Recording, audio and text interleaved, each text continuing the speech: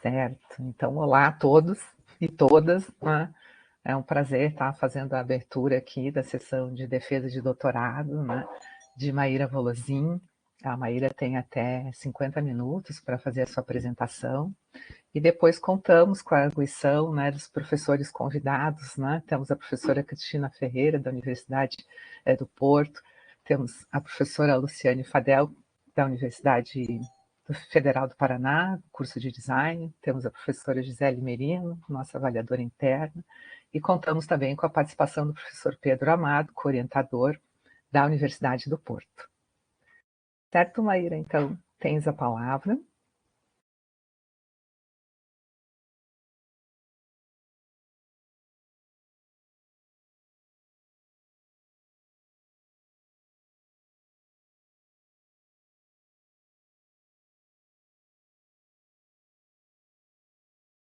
Está mutada? Acho que você vai ter que sair e entrar de novo, Maíra. Tá mutado. Tá sem o microfone ali.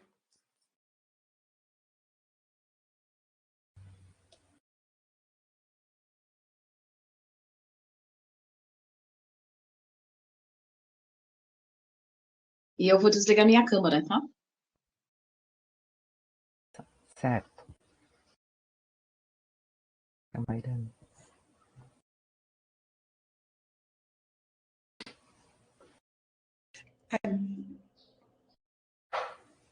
Me ouvem agora? Sim. Tá. Se a coisa ficar muito ruim, me avisem que aí eu tento fazer algumas trocas aqui. Então, bom dia a todos, boa tarde para o Pedro e para a Cristina e demais pessoas que estiverem em outro fuso horário nos assistindo. Vou primeiro compartilhar minha tela aqui. E agora eu tenho que me dar o acesso de novo, Berenice.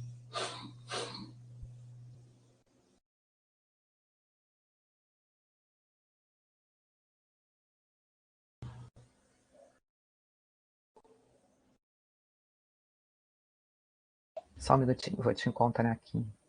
Tá. Tem um móvel? Não, tá só meu nome, só Maíra, sem o Volozin.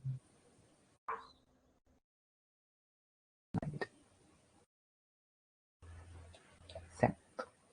Tá, agora sim.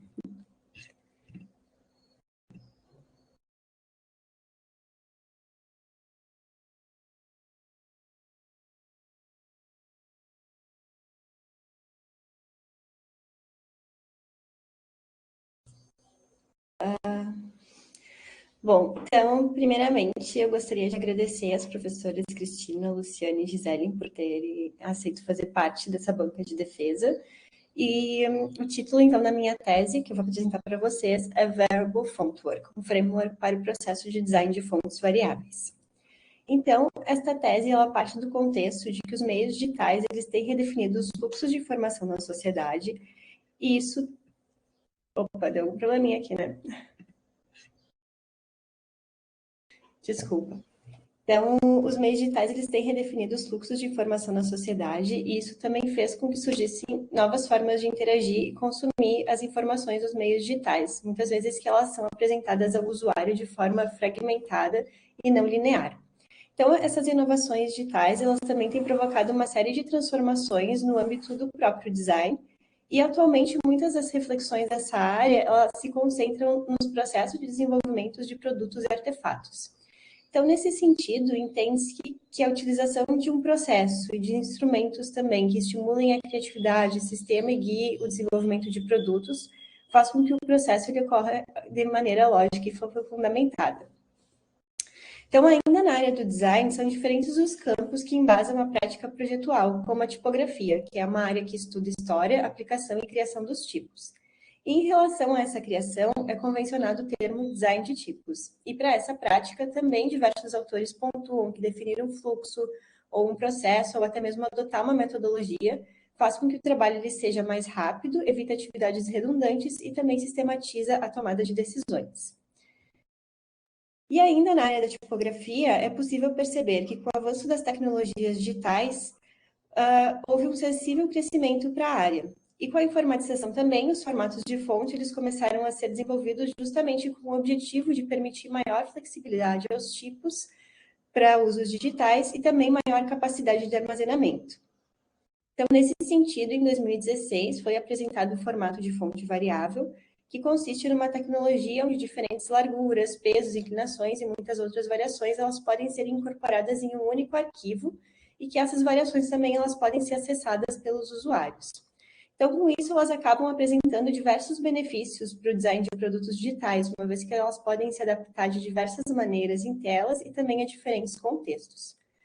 Com isso, a pergunta de pesquisa foi definida como orientar o processo de design de fontes variáveis, considerando suas potencialidades no contexto das mídias digitais. Para tanto, então, a pesquisa ela parte de alguns pressupostos. O primeiro tem base no escopo do design da informação, que é uma área de estudo que já tem um corpo bem definido e que pode ajudar a elucidar as questões referentes ao texto e à tipografia nos meios digitais. Também as próprias características desses meios, elas permitem compreender as potencialidades das mídias digitais e também dão suporte ao entendimento do design da informação textual nesse contexto. Ainda, a gente parte de outro pressuposto, que é que os formatos tipográficos eles têm evoluído para proporcionar maior flexibilidade e ganhos para os meios digitais, e mesmo os métodos e processos de design de tipos tradicional, que foram analisados para esse trabalho, eles também podem contribuir com fundamentos para o design de fontes variáveis. Sendo assim, então, a pesquisa teve como objetivo geral propor um framework para o processo de design de fontes variáveis e como objetivos específicos, então, demarcar as potencialidades da tipografia frente ao universo das mídias digitais, identificar métodos e processos de design de fontes digitais e variáveis a partir de abordagens qualitativas, configurar etapas e componentes para o processo de design de fontes variáveis, tendo em vista a geração do framework, e avaliar a clareza e consistência das etapas e componentes propostos para o processo de design de fontes variáveis em contextos de aplicação. Então, a pesquisa ela se justifica pelo fato de que a presença generalizada de mídia e tecnologia e também a facilidade de conexão em rede tem alcançado diferentes contextos e também transformado o comportamento dos indivíduos. É nesse sentido que, em uma pesquisa realizada pela PwC em relação ao consumo global de mídia, mostra que, devido ao impacto da pandemia do Covid-19, o consumo de mídia ele se tornou mais evidente e ele também foi reforçado pelo aumento no interesse em plataformas de entretenimento, videoconferência, educação, entre outros. E esses conteúdos eles sempre eram especialmente acessados através de dispositivos móveis. Da mesma forma, no contexto brasileiro, uma pesquisa realizada pela Fundação Getúlio Vargas em relação às tecnologias de informação e comunicação também aponta um crescimento na procura por dispositivos móveis no país, especialmente os smartphones. Então, com isso, a gente consegue demarcar a importância das mídias digitais como fonte de acesso às informações de diferentes naturezas. E um dos principais meios de apresentar as informações no ambiente digital é o texto, e, portanto, eles dependem da tipografia para sua configuração. Então, nesse sentido, uma pesquisa que trata sobre o hábito de compra de fontes por indivíduos que utilizam fontes digitais aponta que o público ele vê vantagens em ter famílias tipográficas que são mais completas, com diversas variações, e também eles têm desejo por mais controle no ajuste das fontes. Essas que são demandas que podem ser atendidas pelas fontes variáveis. Entretanto, os estudos acadêmicos sobre criação e aplicação das fontes variáveis, eles ainda são escassos e fragmentados, e mesmo aqueles processos de design de tipos tradicionais, às vezes eles são carentes e até mesmo imprecisos. Então, partindo desse exposto, justifica-se a pesquisa sobre o design de fontes variáveis, uma vez que esse trabalho também visa propor esclarecimento e divulgar o recurso para a área do design. Quanto à relevância dessa pesquisa, ela se demarca em 3 pontos: a social, a acadêmica e a pessoal. Em relação à relevância social, entende-se que o estudo ele pode oportunizar o aprimoramento das informações, tornando elas mais claras e eficazes, e também influenciando a qualidade de vida em sociedade, uma vez que saber lidar com a profusão de dados e informações se tornou imprescindível para os indivíduos. Em relação à relevância acadêmica, acredita-se que esse trabalho ele pode contribuir com a área do design a partir da construção de uma base teórica e consistente sobre as fontes variáveis, a fim de disseminar o seu potencial de aplicação e também para o estudo da tipografia. Em relação à relevância pessoal, eu demarco o meu interesse e envolvimento com a área da tipografia desde a graduação, inclusive no mestrado também trabalhei com a tipografia aplicada em livros digitais, bem como a minha produção acadêmica na área. Em relação à delimitação dessa pesquisa, então, as bases maiores que fundamentaram o trabalho foram a tipografia e as mídias digitais, representadas aqui pela linha pontilhada, e nelas, então, são demarcados os temas que fundamentaram a revisão teórica do trabalho. Então, as informações digitais, que foram discutidas no capítulo 3 do documento entregue à banca, e o design de tipos e as fontes variáveis, que foram apresentadas no capítulo 4 da tese. Já por sua vez, né, o destaque em vermelho é onde se encontra o resultado da pesquisa, então o framework para o design de fontes variáveis. Nesse sentido, cabe ressaltar que os frameworks eles são uma representação visual de um sistema, dos seus elementos e agentes, e também a relação entre eles, que tem como objetivo oferecer recomendações e auxílio no planejamento de projetos. E assim, a gente cabe ressaltar que, conforme expõe Moraes, os processos de design, além da fase projetual, eles devem proporcionar um espaço de reflexão anterior à fase projetual, né? Justamente para conseguir definir a intencionalidade do projeto, o que foi considerado na elaboração do framework proposto por essa pesquisa. Por sua vez, a fim de identificar o ineditismo e a originalidade da pesquisa, foi realizada uma revisão sistemática de literatura. Então, uma string de busca ela partiu de 3 eixos, a tipografia, as variações e o design, e os sinônimos desses termos, então, eles construíram a string que vocês podem ver na tela. Essa string ela foi aplicada nas bases de dados Scopus, Web of Science e ProQuest, pela recorrência na área de ciências sociais aplicadas, e numa primeira busca, que foi realizada em 2020, foram encontrados 552 documentos. E nesse ano foi feita uma atualização, considerando os mesmos parâmetros de busca, onde foram encontrados mais 97 documentos. Todos esses documentos eles passaram por 2 filtros. O primeiro foi a leitura de títulos e resumos para selecionar aqueles trabalhos que tinham relação com o tema, e depois uma leitura completa para confirmar essa relação. Então, com isso, foram selecionados 4 estudos. Os 2 primeiros que aparecem aqui, eles tinham como objetivo mostrar o desenvolvimento de uma fonte específica para meios digitais e também que pudesse responder a fatores externos à leitura. Então, esses 2 estudos, eles se aproximam da proposta das fontes variáveis, mas eles não trazem contribuições diretas ao estudo. Já o terceiro trabalho, ele tinha como objetivo propor um modelo que estabelecia uma relação entre a aplicação das fontes variáveis e fatores externos e naturais. Então, portanto, ele contribui indiretamente com o estudo por trazer elucidações sobre as fontes variáveis. Já o quarto trabalho, ele propunha diretrizes de design visual para texto digital dinâmico e interativo e trouxe contribuições a esse estudo, principalmente em relação ao design de informações digitais. Ainda foi feito um levantamento no banco de teses e dissertações da CAPES e nos anais dos principais congressos brasileiros de design, pelo termo fontes variáveis. Então, além dos estudos que eles eram autorais, foram encontrados mais 2 artigos que documentavam o desenvolvimento de fontes variáveis. E apesar de eles não delimitarem um método ou propor um processo para esse design de fontes variáveis, eles traziam esclarecimentos e contribuições da pesquisa e foram discutidos junto aos processos de design de tipos no meio da tese. Em relação à aderência ao programa de pós-graduação em design da UFSC, demarca-se que a linha de mídia ela reúne pesquisas com base nas mídias e as suas relações. Então, assim, essa pesquisa ela se mostra aderente por estar diretamente relacionada aos processos de design, tendo a tipografia como um elemento de mídia e as fontes variáveis vinculadas à tecnologia. Em relação às abordagens e procedimentos de pesquisa, esse trabalho ele adota uma abordagem qualitativa de natureza aplicada e pode ser classificada como interpretativa e propositiva. Além disso, se valeu da abordagem da triangulação metodológica, que consiste em utilizar diferentes estratégias de coleta de dados, e neste caso, então, foram as revisões de literatura, a pesquisa prospectiva com entrevistas e questionários e as avaliações do framework. Então, para tanto, os procedimentos metodológicos eles foram organizados em 5 fases. A primeira fase foi referente ao referencial teórico, onde foram feitas revisões bibliográficas tradicionais e revisões sistemáticas de literatura, justamente para conseguir compreender o contexto das mídias digitais e fundamentar o processo de design de fontes variáveis.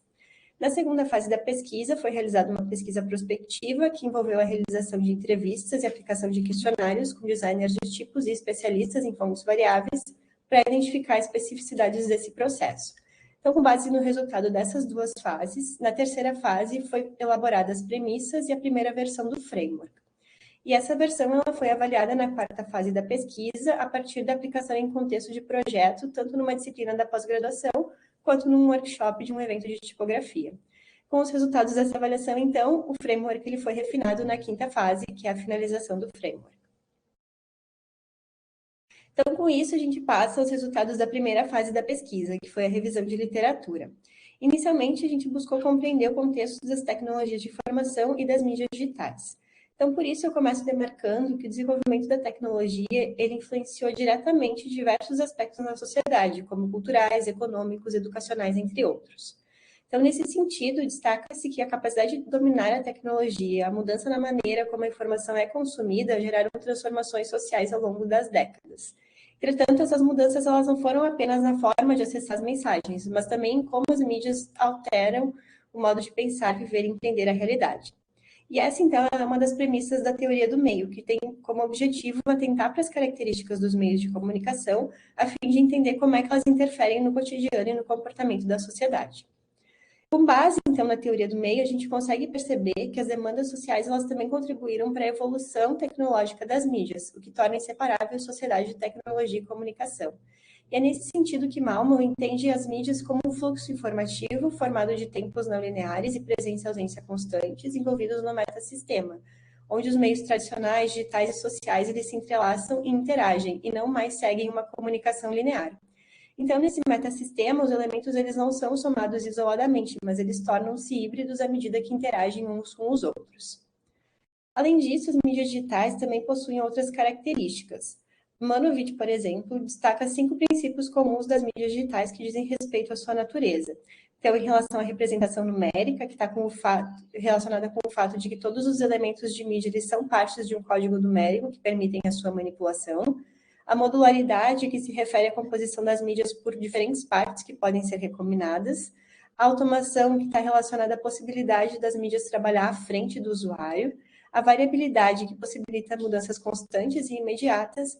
E a transcodificação, que está relacionada às transformações das mensagens de mídias em dados com uma estrutura própria e que podem ser utilizados e recombinados em diversos formatos e elementos de mídia. Então, com isso, também é possível a gente perceber a proximidade das próprias fontes variáveis em relação a essas propriedades propostas por Manovich. Então, uma vez que as fontes elas podem ser entendidas como um conjunto de dados interoperáveis, elas possuem representação numérica e modularidade, e as fontes variáveis elas também estão relacionadas à automação e variabilidade devido à capacidade de reagir a diferentes contextos e envolver diferentes versões. Ainda em relação à transcodificação, a gente consegue perceber ela nos diferentes códigos e valores de uma fonte variável que podem ser aplicados tanto em outras fontes, quanto para criar novas transcomposições. E além dessas características propostas por Manovich, as mídias elas também se caracterizam por apresentar informações compostas por diversos formatos comunicativos. E dentre esses formatos, o texto é um dos principais elementos utilizados para apresentar o conteúdo, além de ser responsável por orientar e auxiliar o usuário na navegação. Então, os textos eles acabam sendo configurados pela tipografia, e é possível a gente perceber que a forma contemporânea dessa área ela também tem sido influenciada pelas inovações digitais, como o próprio lançamento das fontes variáveis. Então, com isso, a revisão teórica sobre as tecnologias de informação e as mídias digitais, elas contribuíram para a compreensão do contexto, conceito e particularidades das informações presentes no meio digital, sobretudo as textuais. E, além disso, as contribuições sobre mídia fluida mostram as características flexíveis e maleáveis dos meios digitais, e esse entendimento, então, ele acaba elucidando a proposta das fontes variáveis, uma vez que elas são adaptáveis e flexíveis aos diferentes meios, contextos e tipos de projeto.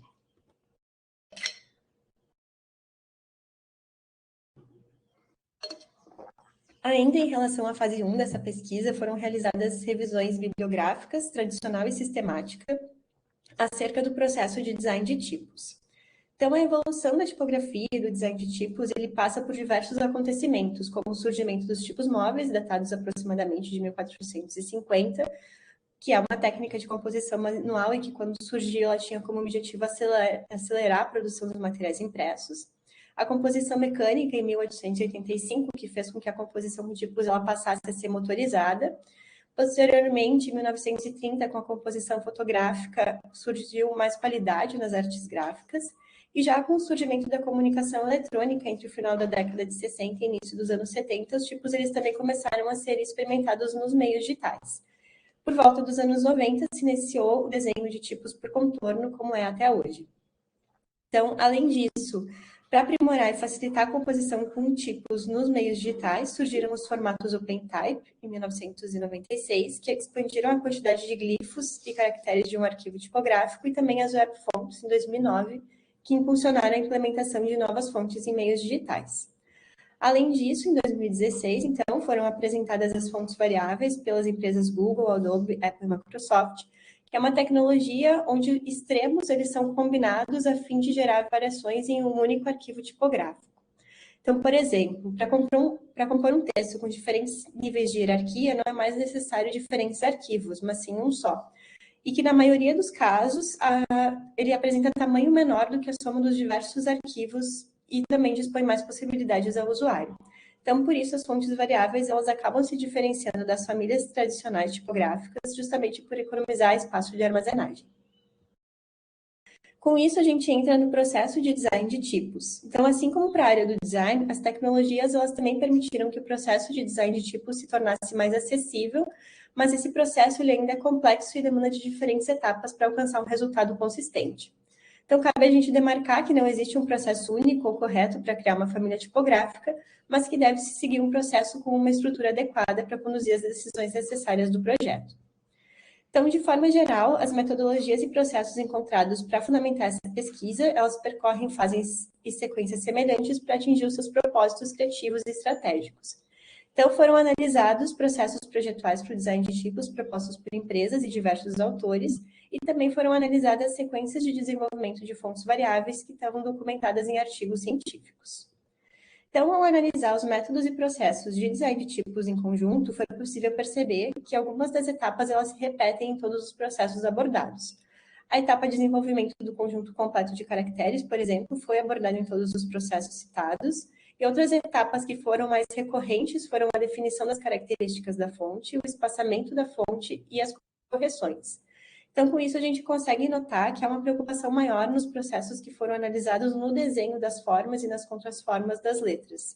Já etapas como pesquisa, definição de problemas e também aquelas relacionadas à finalização da fonte, à comercialização, elas foram menos recorrentes nos estudos analisados. Já em relação às sequências de desenvolvimento de fontes variáveis, duas etapas elas ganham destaque por não terem sido abordadas nos processos tradicionais de design de tipos analisados.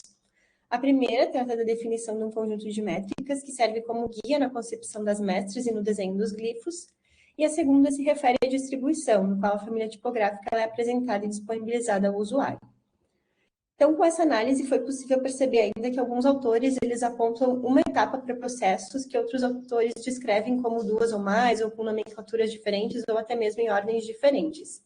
Mas em uma visão ampla de todos os processos e sequências que foram analisados, é possível visualizar três momentos no desenvolvimento de uma fonte digital e variável.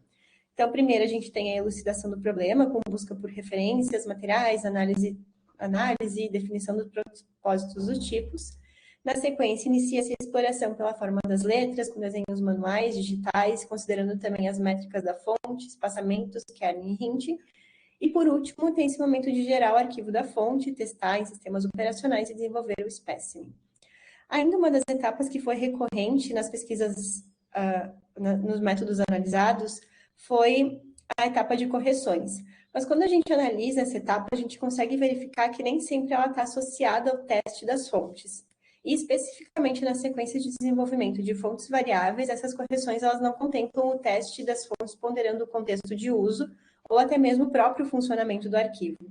Então, diante disso, acredita-se que os testes eles devem ser considerados não somente em relação à forma das letras, mas também considerando o contexto de uso e funcionalidade do arquivo. Então, com base nos resultados da revisão teórica, foi elaborada uma pesquisa prospectiva com o objetivo de compreender a prática dos designers de tipos no desenvolvimento de fontes variáveis e também identificar especificidades do processo. Então, para tanto, foram realizadas entrevistas e aplicação de questionários com designers de tipos e especialistas em fontes variáveis. As entrevistas, elas foram semi-estruturadas, então, portanto, a gente conseguia fazer novas indagações de acordo com a resposta dos participantes e ela foi dividida em três partes. A primeira buscou compreender o perfil do participante, depois a segunda abordou questões específicas sobre o design de fontes variáveis e na terceira parte foram feitas perguntas sobre características e aspectos dessas fontes. Por sua vez, o questionário, então, ele foi elaborado com base na entrevista, em perguntas abertas e divididas também em duas partes, o perfil e o design de fontes variáveis. E a elaboração do questionário, ela também teve como objetivo ampliar o público consultado e oportunizar a coleta de dados com designers estrangeiros. Já em relação à seleção dos participantes, ela se deu pela proximidade dos profissionais e na atuação com design de tipos e fontes variáveis, e também por reconhecimentos a partir de premiações relacionadas à tipografia. Além disso, se utilizou a estratégia da bola de neve, onde os participantes indicavam novos profissionais a serem consultados. Então, diante dessas estratégias, foram realizadas 10 entrevistas por meio de videoconferência entre junho e agosto de 2020, com profissionais autônomos e também atuantes em empresas de design de tipos de diferentes países.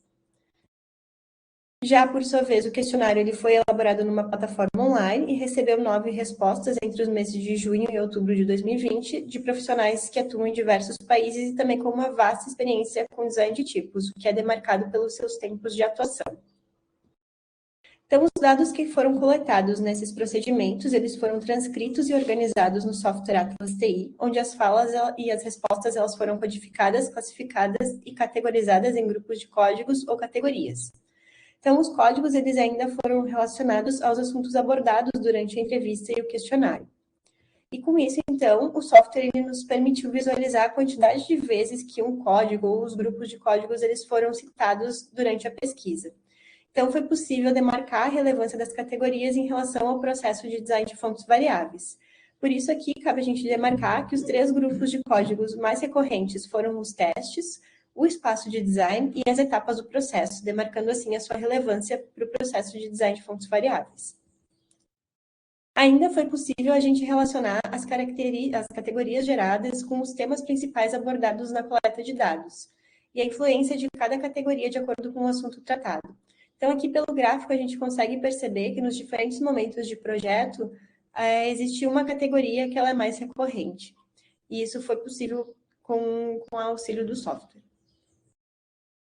Então, com o resultado da pesquisa prospectiva, foi possível identificar componentes para o processo de design de fontes variáveis e também a influência destes nos diferentes momentos de projeto, especialmente em relação aos testes, que são essenciais para garantir a qualidade das instâncias das fontes variáveis e também deve estar presente em diferentes momentos do projeto. O espaço de design, que envolve os aspectos principais das fontes variáveis, então os eixos, os extremos, as instâncias e as variações, e também a relação entre esses elementos. A importância de se utilizar etapas para organizar e conduzir o processo, uma vez que todos os participantes eles demarcaram o seu processo a partir de etapas, momentos e fases do projeto. A questão do contexto de uso, que ela se mostrou relevante para todo o desenvolvimento do projeto, podendo ser considerada também como um requisito. E a presença de terceiros, que consiste na participação e colaboração de outros agentes humanos externos ao designer de tipos, tanto profissionais da área quanto outros possíveis colaboradores. E com base no resultado das fases apresentadas até aqui, então, se elaborou a primeira versão do framework, que compreende a terceira fase da pesquisa. Então, portanto, as revisões tradicional e sistemática, elas foram somadas aos resultados da realização das entrevistas e do questionário e embasaram a construção das premissas e da primeira versão do framework. Então, as premissas, elas foram divididas em 2 grupos, as relativas ao conceito e características do framework e as relativas ao processo de design de fontes variáveis em si.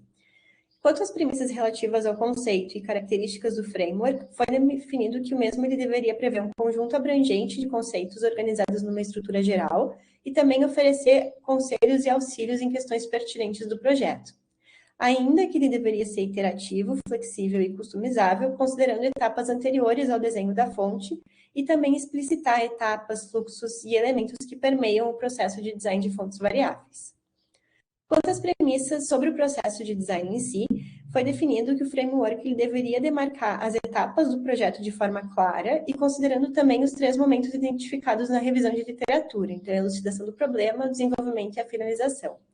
E ainda o processo ele deveria considerar os objetivos do projeto, bem como as diferentes características das fontes e os diferentes tipos de projetos tipográficos.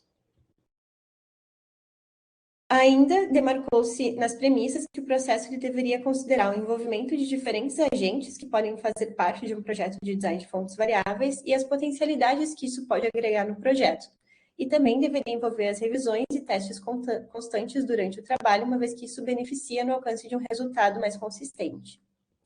Então, com base nos fundamentos expostos, os elementos eles foram organizados no framework e no seu cerne encontram-se as etapas, que elas reforçam o fluxo sequencial, mas não linear do design de fontes variáveis. E elas foram divididas em 3, planejamento, desenvolvimento e implementação. Então, na etapa de planejamento, acontecem as buscas por possíveis projetos, referências, onde são definidos os objetivos e os propósitos do projeto, que vão guiar também nas decisões sobre os eixos, extremos, instâncias e características da fonte variável.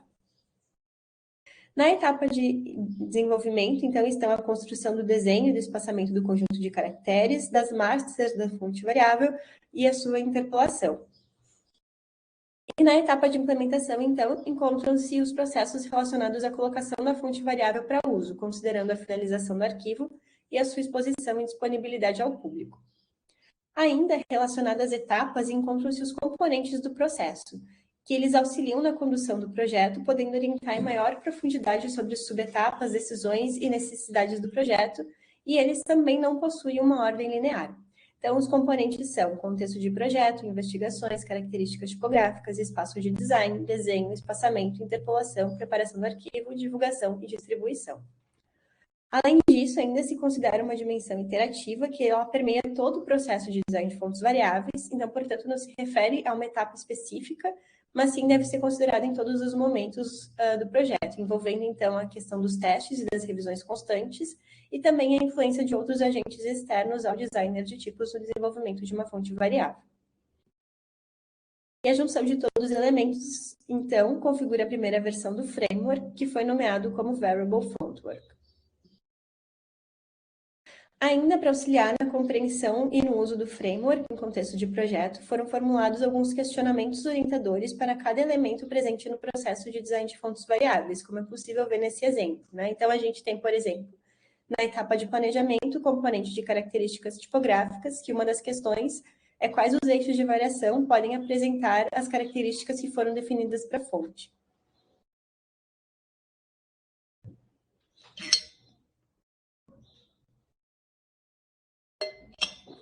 Então, com o objetivo de analisar a coerência e a clareza dessa primeira versão do framework, a quarta fase da pesquisa ela envolveu a avaliação do mesmo.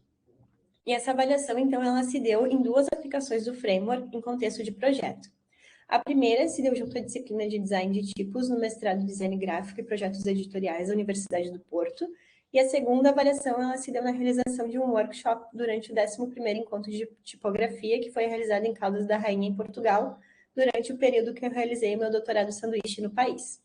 Em ambas, o framework ele foi apresentado aos alunos e participantes, houve o acompanhamento dos projetos de design de fontes variáveis e a apresentação dos resultados. Então, a primeira avaliação do framework, como foi falado, se deu a partir do uso deste no desenvolvimento de uma fonte variável para texto na disciplina de tipos mencionada. Essa disciplina ela aconteceu durante 18 semanas, entre fevereiro e junho de 2021, com duração de 3 horas por semana, de forma híbrida, e contava com 2 turmas que totalizavam 32 alunos. Como projeto final da disciplina, então, foi solicitado o desenvolvimento de uma fonte variável de texto completa, com base no resgate tipográfico e com, no mínimo, um eixo de variação, em que os alunos eles tiveram o framework de uma maneira interativa à disposição para consulta durante todo o projeto. E para avaliação do framework, então, foram realizados 2 formulários online, um em relação ao perfil desses alunos e outro sobre o próprio framework. Então, dentre os alunos da turma, 25 responderam aos formulários citados, e com relação ao perfil, a gente consegue destacar que a maioria era formado, né, graduado em design ou em áreas próximas, e já tiveram alguma experiência profissional na área. E quanto à proximidade com a tipografia, a maioria indicou ter domínio parcial do design de tipos e conhecimento intermediário sobre as fontes variáveis. A segunda rodada de avaliação, então, aconteceu durante um workshop com duração de 6 horas, onde os participantes eles foram convidados a desenvolver parcialmente uma fonte variável. 13 pessoas estavam participando desse workshop e também receberam um material com a documentação do framework e os questionamentos, além de um questionário de perfil e de avaliação do framework de forma conjunta. Então, 12 participantes responderam a esse questionário, e em relação ao perfil desse grupo, a gente demarca que a maioria era estudante de graduação em design, e em relação à tipografia, eles também indicaram que tinham um domínio parcial do design de tipos, e conhecimento intermediário sobre as fontes variáveis. Então, essas duas avaliações, elas possibilitaram identificar problemas e sugestões sobre o framework e também destacar o encaminhamento para o refinamento do mesmo a partir de 3 eixos, quanto ao objetivo, quanto ao conteúdo e quanto à forma gráfica. Quanto ao objetivo, foi possível perceber a necessidade em reforçar o propósito e a natureza iterativa, flexível, customizável e não linear do framework, uma vez que não ficou claro para todos os participantes consultados o caráter do mesmo. Quanto ao conteúdo, os procedimentos eles destacaram a relevância de rever alguns termos, principalmente em relação aos testes, porque também não ficou claro que os testes implicam em correções, e também complementaram os questionamentos em relação ao componente de desenho. Já quanto à forma gráfica, percebeu-se a necessidade em evidenciar a sequencialidade das etapas, porque alguns participantes também não perceberam o sentido das setas indicando ali as etapas, e conferir destaque à dimensão interativa e ao próprio componente de desenho.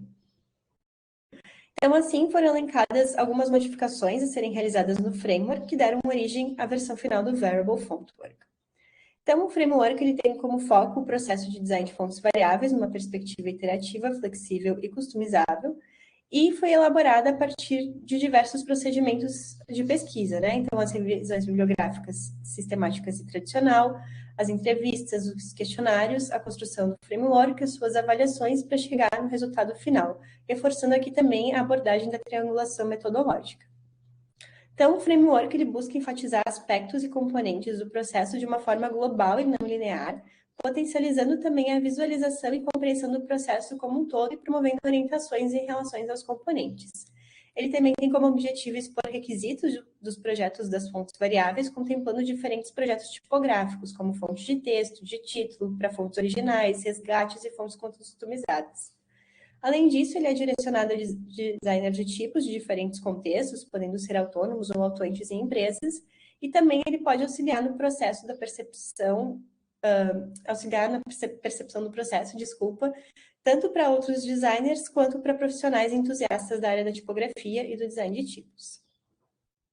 Então, para tanto, o framework ele se organiza em 3 etapas de projeto, com 10 componentes relacionados a essas etapas, e todos eles permeados por uma dimensão interativa, que é considerada durante todo o processo de design de fontes variáveis. Então, como refinamento da primeira versão, a gente consegue perceber a redistribuição dos componentes da etapa de implementação e o destaque para setas entre as etapas. Além disso, a reformulação do padrão cromático, o destaque ao componente de desenho e também a revisão de alguns termos, especialmente relacionados aos testes. Então, as etapas do processo, elas conduzem o fluxo e a sequência do projeto, e cada etapa possui componentes relacionados a ela. Então, na etapa de planejamento estão inseridos os componentes de contexto de projeto, onde são definidas as questões da sua natureza, a inspiração do projeto e em que mídias a fonte vai ser utilizada. O componente de investigação, que reflete pesquisa de mercado e também de referências tipográficas. E o terceiro componente, que trata de características tipográficas, tanto as formais quanto as conceituais e expressivas da fonte. Na etapa de desenvolvimento, então, são encontrados os componentes de espaço de design, que trata de eixos, extremos, instâncias e as variações das fontes variáveis e também as suas relações. O componente de desenho, que se refere aos esboços das letras e à construção dos caracteres e glifos variáveis. O componente de espaçamento, tanto de letras individuais quanto de pares de letras, e também o componente de interpolação, onde as masters elas são combinadas a fim de tornar os glifos e caracteres variáveis. Por sua vez, na etapa de implementação, estão relacionados os componentes de preparação do arquivo, envolvendo questões de engenharia da fonte, hinting, informações e metadados, e os componentes de divulgação e distribuição, que demonstram como a fonte ela vai ser exposta e entregue ao usuário, proporcionando apresentar as diversas possibilidades de aplicação da fonte variável. Ainda como complemento, então, os questionamentos da primeira versão do framework, eles foram renomeados para orientações, onde a gente consegue notar também que os componentes eles são desdobrados em tópicos, os quais são acompanhados de perguntas para oferecer conselhos sobre o processo de design de fontes variáveis em um nível maior de detalhes.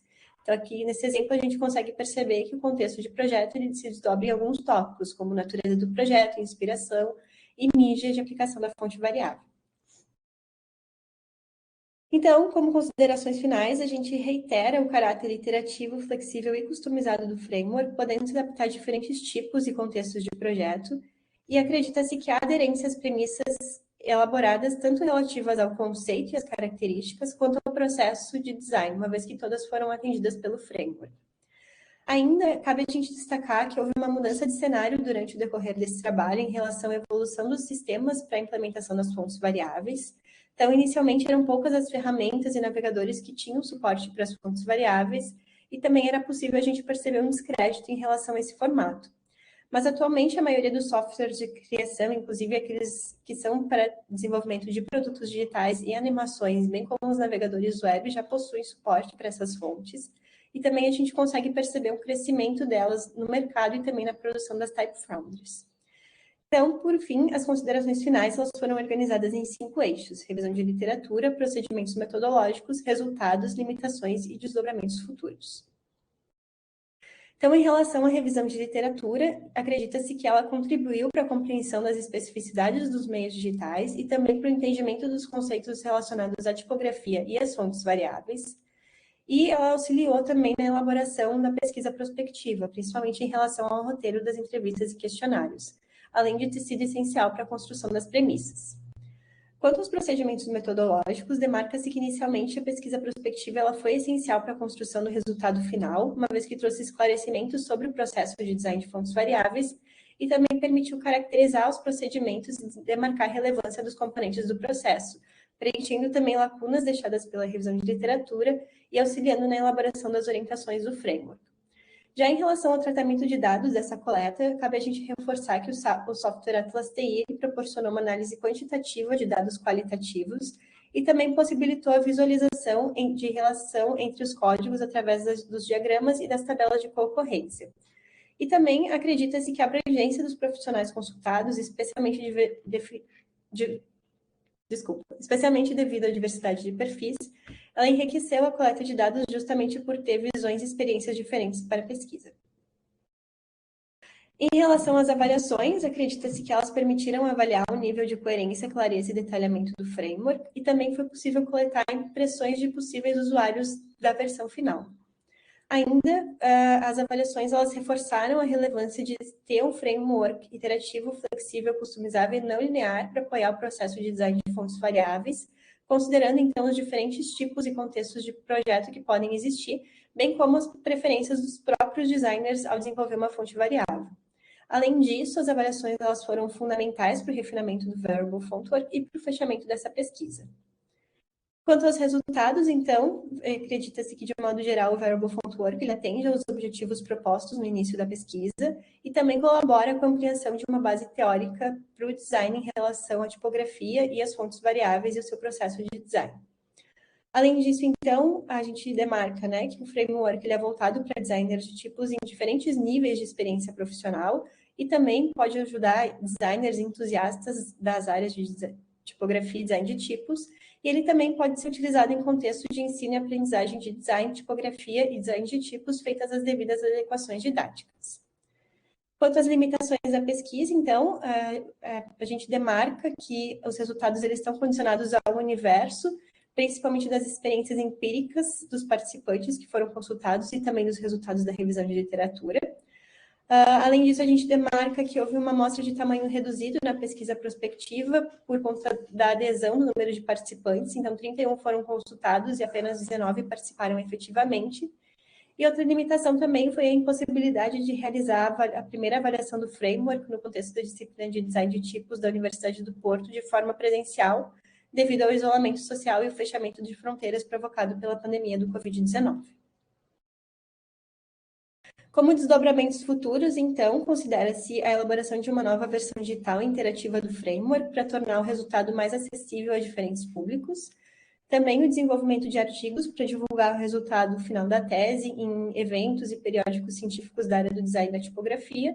E como pesquisas futuras, então, indica-se em realizar novas avaliações do framework em diferentes contextos, como o próprio contexto do ensino da tipografia, realizando grupos de controle e também a partir de novas entrevistas com designers de tipos e especialistas da área.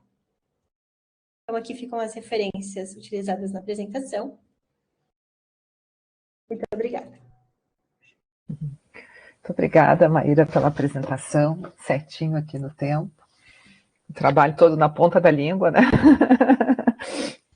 Muito bem. Então, passamos, né, para o nosso momento, enfim, de avaliação, né, por protocolo. Nós iniciamos com o professor mais externo, convidado, né, e é uma satisfação, então, para a gente ter a professora Cristina Ferreira Fonseca aqui conosco, né.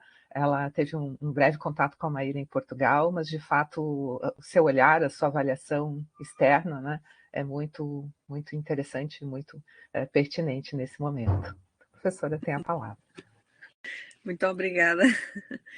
Antes de mais, começo por cumprimentar todos os membros da banca, a professora Berenice Gonçalves, que agradeço também o convite, em meu nome e da Faculdade da Universidade do Porto, institucionalmente por esta arguição, a professora Gisele Merino, a professora Luciana Fadel, o meu colega, o professor Pedro Amado.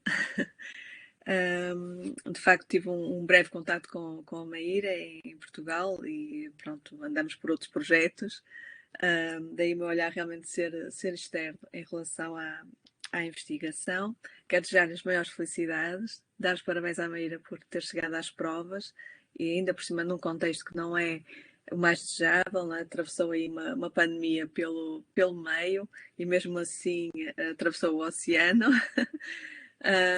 E portanto isso realmente é de salutar e de dar os parabéns, porque não é uma situação normal, não é? Que nós desejaríamos. Pronto, cumprimento também o público, acho que há aqui algum a assistir e portanto também merece ser cumprimentado.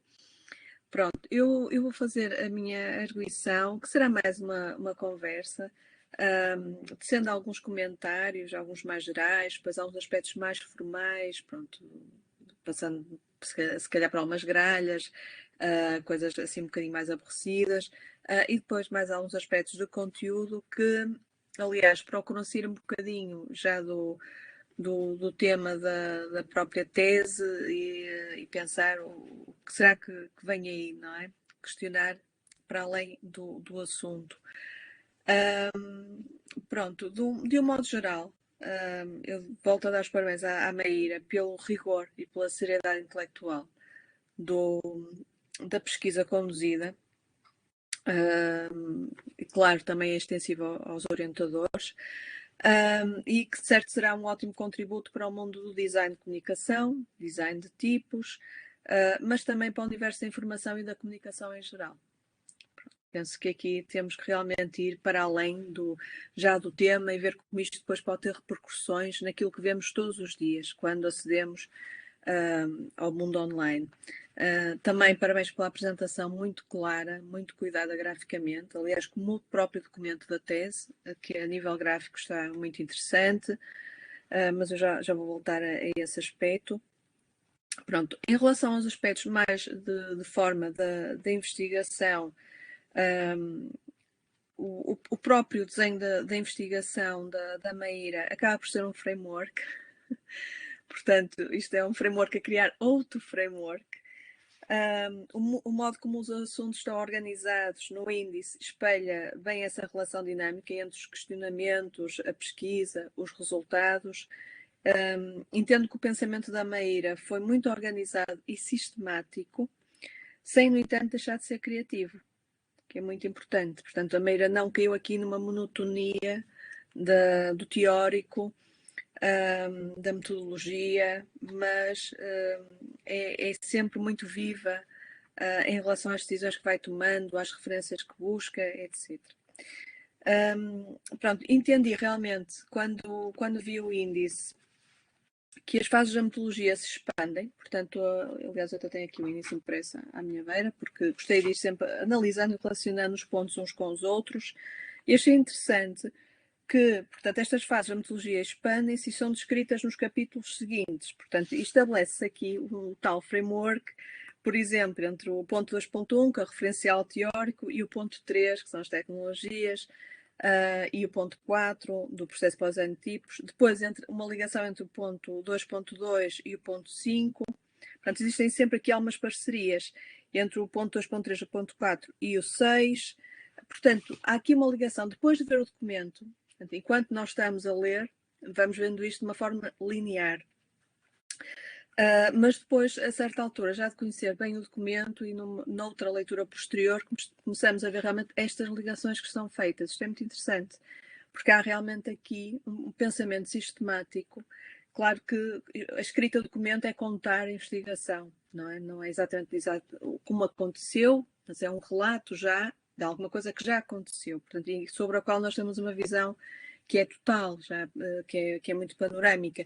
Mas, de qualquer forma, é engraçado ver esta ligação e como ela depois resulta no projeto em si. E depois os pontos 2.5 e a ligação entre o ponto 7, claro, que é o final. Pronto.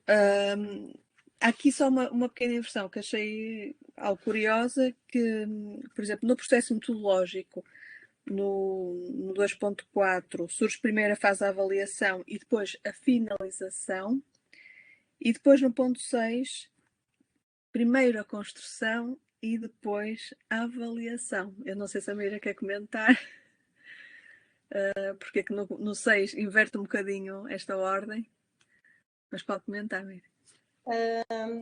Era até uma dúvida para a gente como organizar essa parte, porque se a gente deixasse em capítulos separados, ia ficar 2 capítulos curtos, então até o documento a gente construiu assim, vamos aos poucos, depois a gente vê como a gente organiza. E aí a gente acreditou que fazia um pouco mais de lógica colocar a construção do framework e a avaliação juntos no capítulo. Mas é algo que a gente se perguntou várias vezes, né? Eu e a Berenice, assim, se a gente ia colocar a construção junto com a revisão teórica, ou se ia ser separado, se ia ser tudo separado. Claro. E aí, no fim, a gente acreditou que pela quantidade de conteúdo de cada coisa, dessa forma fazia mais sentido. Muito bem. Sim, eu também calculei que seria uma coisa do género, mas achei interessante, portanto, haver esta inversão, que resulta bem depois no final quando estamos a ler.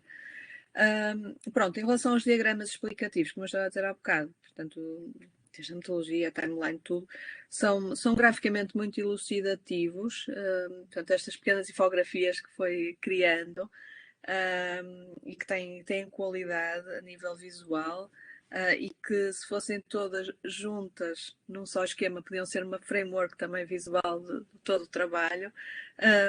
Achei realmente curioso a ver estas pequenas ilustrações, a pontuar os capítulos e subcapítulos, porque ajudavam-nos no final da leitura a situar aquilo que tinha sido lido e a relacionar de uma forma mais rápida, mais eficaz, portanto acaba por agrupar ali a parte visual de todo aquele conteúdo, pelo menos pronto, para mim, que sou uma pessoa também bastante visual, resultou muito bem. Aliás, eu ainda estou agora a pensar e lembro de alguns esquemas, e agora na apresentação revi alguns, por exemplo, com os vários tipos de pesquisa, e realmente é uma mais-valia no documento, para não ser só texto, e que se calhar no futuro também vai ajudar depois a resumir a tese, não é? De uma forma mais gráfica.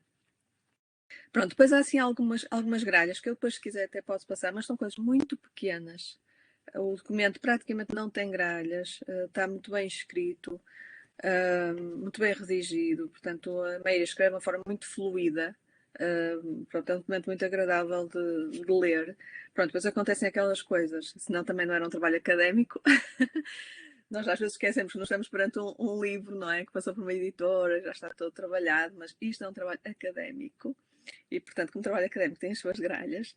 Pronto, há aqui uma no nome que em vez de estar, portanto, tem prova VOV e no outro sítio tem prova 9.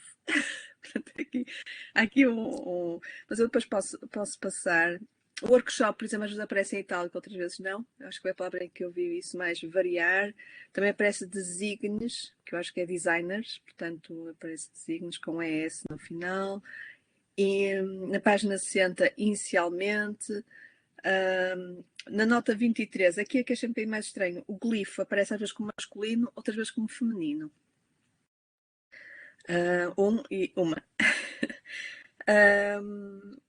Pronto, depois na página 87 também falta aqui um S na família, está família tipográficas. E na página 154 falta ali um as entre relativas características. Penso que falta ali um as. Pronto, mas eu depois posso passar, mas como digo, são coisas muito residuais, nem sei se vale a pena estar a corrigir, que também tem alguma graça, haver algumas gralhas, faz parte do documento académico. Acho que quem não é? Toda a gente tem as suas gralhas. Outro aspecto também que, pronto, na bibliografia, por exemplo, às vezes há dois autores com obras diferentes, podia ter usado o M-dash, portanto, aquele tracinho, em vez de repetir o nome do autor, pronto, é mais um elemento gráfico, não é? Pronto, mas é uma opção, nem sempre se usa, mas pronto, não tem assim muitos livros do mesmo autor. Há casos de tese em que há para aí 8 referências do mesmo autor, então aí realmente faz sentido aquele travessão grande, para não estarmos sempre a escrever o nome. Outro aspecto curioso, que não é nenhum problema da tese, atenção, mas que acho curioso, é a questão do apêndice em vez do anexo, que parece que tem um significado inverso para nós, pelo menos em algumas faculdades. Por exemplo, a definição acaba por ser um bocadinho ao contrário do Brasil, não é? Que o apêndice são da autoria do autor e os anexos também, e cá, mas também não é uma coisa uniforme nas faculdades todas. Isto é que é curioso. Por exemplo, nas Belas Artes funciona um bocadinho de forma diferente das letras, que inverte isto. Mas estes aspectos, para quem está a ver de fora, é preciso estar atento e ver o contexto, porque realmente esta nomenclatura muda. E, portanto, não é erro, é mesmo uma questão de ser, pronto, diferente. Temos outra regra, e se calhar em França há outra, em Inglaterra há outra, por aí fora. Pronto, outra coisa também que achei de muito valor no seu trabalho foram as notas de rodapé, muito cuidadosas, sempre explicativas. Há uma grande preocupação da Meire em explicar tudo o que vai escrevendo. Portanto, por isso é que, aliás, tenho aqui essa nota. Este trabalho possui uma grande vertente pedagógica, além de científica, porque a Meira tem sempre esse cuidado de explicar cada ideia, cada conceito, remetendo quando necessário para uma nota. O preâmbulo, não é? Aquela pequena introdução que faz em cada capítulo e depois a conclusão do mesmo. Portanto, nós temos sempre ali mando de câmara que nos situa, que nos liga ao que vem de trás. Depois há um desenvolvimento novo e depois há a conclusão, pronto, desse capítulo e subcapítulo. Pronto, eu gostava até de perguntar isto, se teve em mente essa preocupação de querer explicar bem as coisas. Sim, a gente, na verdade, no mestrado, né, a gente já trabalhava dessa forma, assim, muito pelas orientações da Berenice, que a gente já está aqui há 6 anos, né, Berenice. E aí acabou que no doutorado a gente continuou com esse mesmo processo, assim, então algumas notas eu mesma já ia colocando, outras a Berenice mesmo sugeria, então acabou que foi um trabalho assim conjunto de organizar todas essas explicações. Muito bem. Eu também, pronto, vi aqui um grande perfil de educação e de transmissão de conhecimento o melhor possível, e por isso é que acho que realmente este trabalho é extremamente didático, e vai ser uma ótima ferramenta para quem tiver contacto com ele. Pronto, em relação ao índice ou à estrutura da informação, por exemplo, no capítulo de metodologias de design de tipos, que é o 4, eu por acaso senti falta ali no ponto 4.4 de haver um 4.41. Pronto, acho que devia ter havido ali um desdobramento. Pronto, acho que ali podia estar, acho que merecia ali um desdobramento, mas também não é grave, pronto, porque ali realmente não há mais nenhum. Por acaso no 3 de tecnologias há ali um 3.3.1, eu acho que é um bocadinho o mesmo caso, eu acho que aqui se tivesse desdobrado merecia, não é? O assunto em si. Depois, na página 90, aborda o termo hinting. Eu acho que aqui podia ter uma nota explicativa, pronto, como fez com os outros, não é? Pronto, porque há aqui alguns termos que se calhar mereciam realmente também uma nota. Acho que foi, pronto, o kerning é mais óbvio, não é? Specimen, por aí fora. Mas, por exemplo, tal como fez para glifo, se calhar havia aqui alguns que podiam ter beneficiado. Mas está sempre algumas coisas também ou que escapam, ou que nós entendemos realmente que já são muito, muito óbvias. Pronto, mas no geral, isto para ir para outras questões, a parte da revisão bibliográfica, portanto, que depois está enunciada no final da bibliografia, é muito rica, e as referências realmente são amplamente exploradas. Portanto, além dela ser grande, elas são bem digeridas. Eu acho que isso é muito importante. Portanto, e depois reverte-se no conteúdo do trabalho em si. Pronto, agora passando um bocadinho mais, mesmo a questões mais de conteúdo, eu começo por dizer que o tema da pesquisa, portanto, é extremamente pertinente. Aliás, a Meira agora na apresentação sublinhou isso outra vez, portanto, porque vivemos numa sociedade cada vez mais digital e digitalizada. Passamos a vida a olhar para ecrãs, em que 90%, tal qual que me refere, portanto, é texto. Portanto, daí a importância muito grande da tipografia na transmissão da informação, que vai beneficiar, claro, de questões de hierarquia e de contraste no ecrã, etc., entre outros fatores. Pronto, e de certa forma, portanto, este framework, esperamos que vá contribuir para a criação de fontes variáveis. Portanto, e esta questão vai atingir outras áreas da comunicação. Portanto, eu gostava de perguntar à Meira como é que vê o futuro das fontes variáveis no mundo editorial. Portanto, como é que elas vão repercutir? Se vão ser aceitas, se não? O que é que acha? Como eu comentei no início do trabalho, né, doutorado 4 anos atrás, dava para perceber, mesmo em eventos assim, relacionados à área, que uma parte de pessoas, inclusive que trabalham com design de tipos, tinha um certo descrédito. Mas, na minha opinião, eu acredito que as fontes variáveis elas têm muito a contribuir com o meio editorial também, não só com os meios digitais, justamente porque ela proporciona diversos ajustes, né? Então, o próprio eixo de tamanho óptico é um eixo que ele vem para resgatar algumas questões que eram das próprias impressões no início dos tipos móveis, e isso faz com que a gente tenha textos mais legíveis e mais leituráveis também, né? Então, eu acredito que as fontes variáveis elas também podem contribuir bastante com o design editorial por esse refinamento tipográfico que elas permitem. Sim. Então, pronto, também concordo, não é?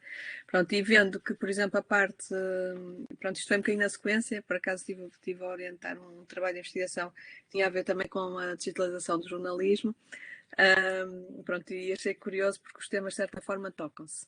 Portanto, realmente o jornalismo está a passar todo a ser digitalizado, mas vemos que o texto se comporta no ecrã como se comporta no papel ainda. E, portanto, porque de facto há esta falta de conhecimento muito, muito grande, que é pena, porque poderíamos ter um jornalismo visual, não é? A tradução da palavra, muito mais rica e cativante para quem lê, se usassem realmente as fontes variáveis.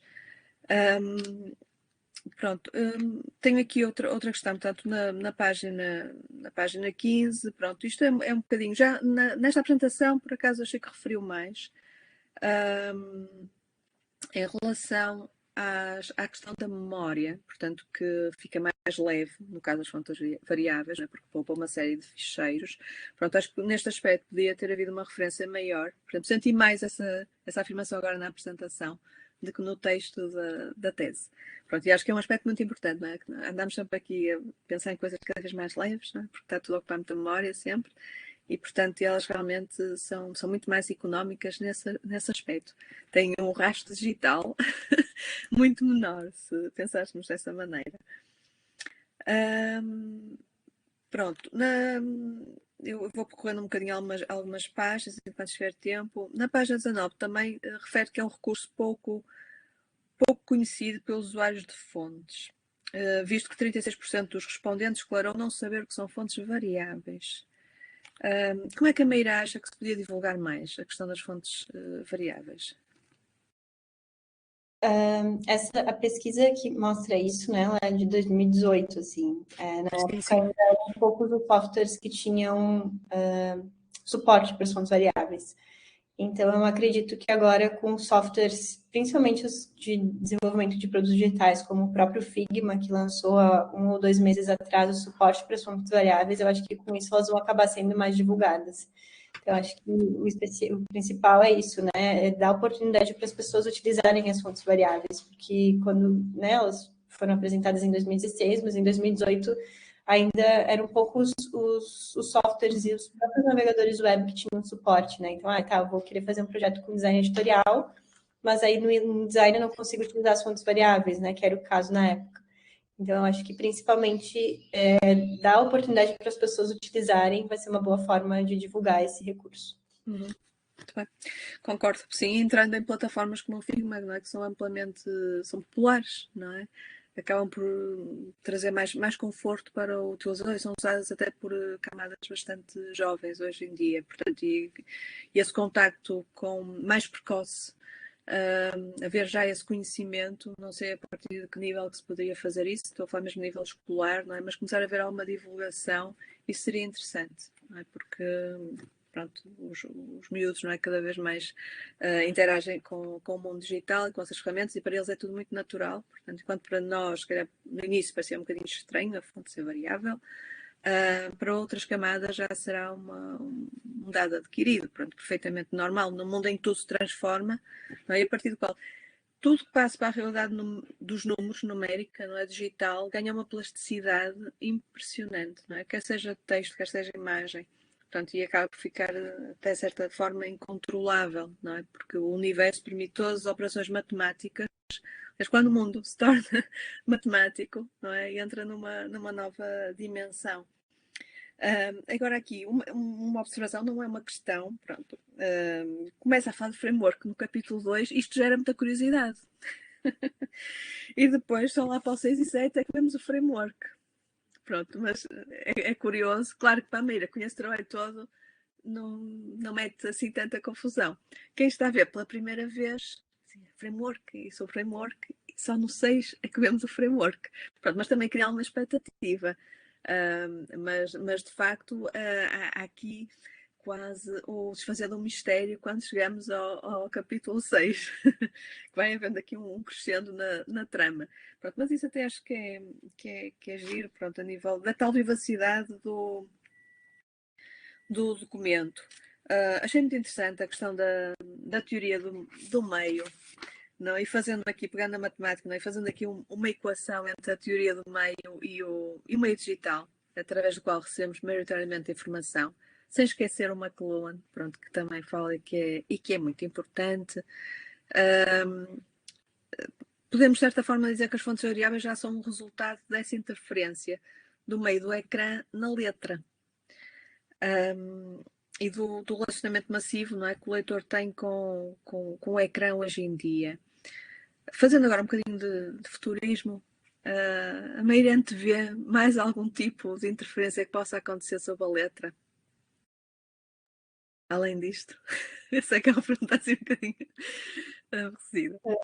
Confesso que eu nunca pensei sobre isso, mas eu acredito que daqui a pouco vai ter outras influências. Agora, quais eu acho que eu não me arrisco assim a palpitar. Sim. Mas eu acredito que sim, né?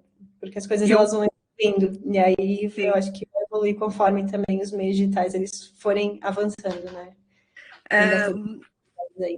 Pois, eu, pronto, pensando um bocadinho, já entrando aqui numa área um bocadinho mais cinematográfica, não é? Eu já imagino esta questão das fontes variáveis, por exemplo, em projeções que existam, ecrãs que já não são palpáveis, não é? Em que elas se ajustem no espaço, que sejam tipo hologramas, e que esta questão vai possibilitar, não é? Esta plasticidade das letras vai possibilitar coisas novas, não é? Elas vão sair até do ecrã e vão estar a pairar em algum sítio.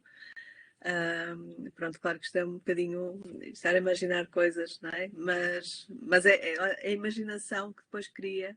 Alguém também teve que imaginar que as letras podiam mexer dessa maneira, ter essa espécie de osmose que elas têm, não é? Porque é uma transformação quase no ADN da tipografia, não é? Que acontece. Pronto, temos que deslocar um bocadinho do papel, não é? Começar a separarmos do paradigma, mudar este paradigma do papel. Pronto, levanta-se aqui outra questão que eu achei interessante e que também toca. Que o designer pode não ter mais a última palavra a respeito de como o tipo será tratado. Isto é uma coisa que, de certa forma, me preocupa, porque levanta a questão dos copyrights. Como é que a Maria acha que podíamos contornar esta questão dos copyrights nas fontes variáveis? Uma das questões que também é bastante levantada é a questão do licenciamento, né, das fontes variáveis, porque justamente elas têm muitas variações e como é que a gente cobra por infinitas variações, sendo que algumas fontes cobram por 8, né? Mas eu acredito que a questão do copyright talvez ele não seja tão... é as licenças, né? É isso. Há muitas discussões no mercado sobre como fazer a licença considerando isso. Mas eu acho que já existem alguns exemplos, assim, de fontes, né, de type foundries maiores, inclusive a Daltomag, que é uma das maiores, já faz fontes variáveis, inclusive antes de fazer as fontes estáticas, pelo que os designers comentam, né, comentaram nas entrevistas. Então, eu acredito que já deva ter um modelo um pouco mais estruturado, né, sobre isso, assim. Então, deve ser por quantidade de instalações, como as práticas. Eu imagino que seja nesse sentido. Pode ser uma questão. Agora também temos o mundo dos NFTs, não é? Poderemos arranjar aí alguma coisa semelhante, não é? Mas para as letras. Pronto, porque de facto isto depois vai ficar sem controle, não é? É tal plasticidade, pronto, do digital, é que a partir do momento em que entra esse mundo, mas pronto, existem formas, de facto, existem formas e de certeza que estarão a desenvolver algum tipo de algoritmo para controlar esse número de utilizações. Pronto, agora voltando um bocadinho ao trabalho e à parte da metodologia, também gostava de perguntar à Maíra se há algum aspecto da metodologia que acha que foi mais relevante que os outros para a construção do framework. Ou se foram todos igualmente importantes. Pode ser. Todos foram bastante importantes, né? Mas eu acredito que a pesquisa prospectiva, ela trouxe questões um pouco mais aprofundadas, né? Justamente por ter sido feito entrevistas e também os questionários com profissionais, especialistas. Eu acho que esse procedimento ele acabou aprofundando mais algumas questões em relação ao processo de design de fontes variáveis, que era o que eu estava buscando, né? Mas, claro, todas elas foram importantes, a revisão teórica, né, embasou bastante do framework, e as avaliações também ajudaram a refinar, mas se tiver que escolher uma, escolha a pesquisa prospectiva, ela foi um pouco mais aprofundada. Muito bem. Acho que também concordo. E em relação às vantagens do processo iterativo deste framework, qual é que acha que é a principal vantagem? Deu para perceber, mesmo nas avaliações, que os designers e os estudantes, eles acabam tendo processos diferentes, né? Então, eu acredito que o framework, que ele por ser iterativo, ele proporciona atender um público maior, né? Porque cada pessoa que vai utilizar ele pode moldar com as suas preferências, com o seu tipo de projeto. Então, a característica dele ser iterativo, eu acho que essa é a principal vantagem, né? Poder atender um público maior e diferentes tipos de projeto, contextos. Acredito que seja isso. Sim, e o contexto é muito importante, não é? Senão, como alguém disse aqui, não é? Passa a ser um projeto de arte.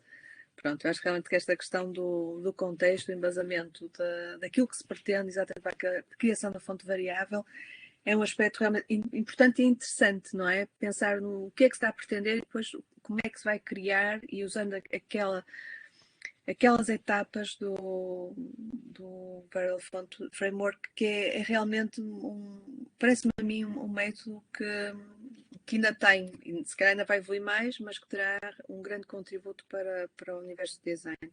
Pronto, agora só para terminar, só queria colocar mais 3 observações ou questões. Voltando mesmo ao início, como é que surgiu este tema? Como é que se lembrou deste tema? Foram várias conversas, né, com a Berenice e também com a professora Mari, que deve estar por aí, eu acho. E a gente estava buscando, na verdade, uma temática para fazer um artigo para um desses congressos que depois eu até busquei nos anais, que era o P&D, né, Pesquisa em Desenvolvimento em Design no Brasil. E a gente chegou em fazer uma pesquisa com designers e especialistas em tipografia que tivessem alguma proximidade com o tema sobre as fontes variáveis. E ela foi uma pesquisa bem exploratória, né? Então, a gente perguntou como é que eles enxergavam isso, quais eram as potencialidades, quais eram as limitações.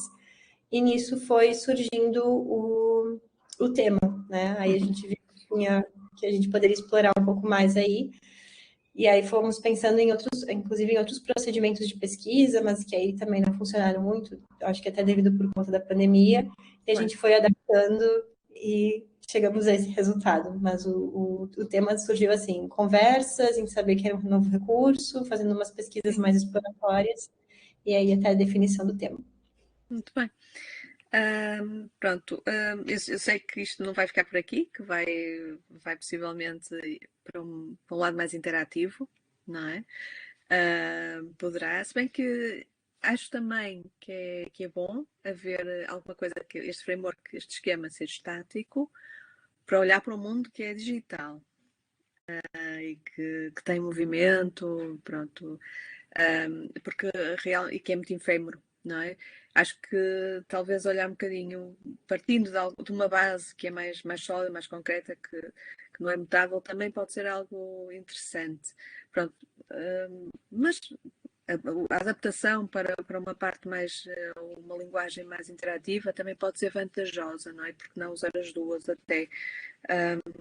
Pronto, compreendo que poderá ser criada uma plataforma para orientar, para guiar os passos, lá está mais uma vez didática, e que consiga educar os designers tipos a seguir. Eu sei que é difícil se formos assuntos que foi abordado por alguns entrevistados, não é? Que se calhar depois os designers iam fazer à sua maneira, portanto iam pegar naquilo, iam subtrair alguns, iam somar outros, pronto. Mas é interessante porque é uma base de pensamento, não é?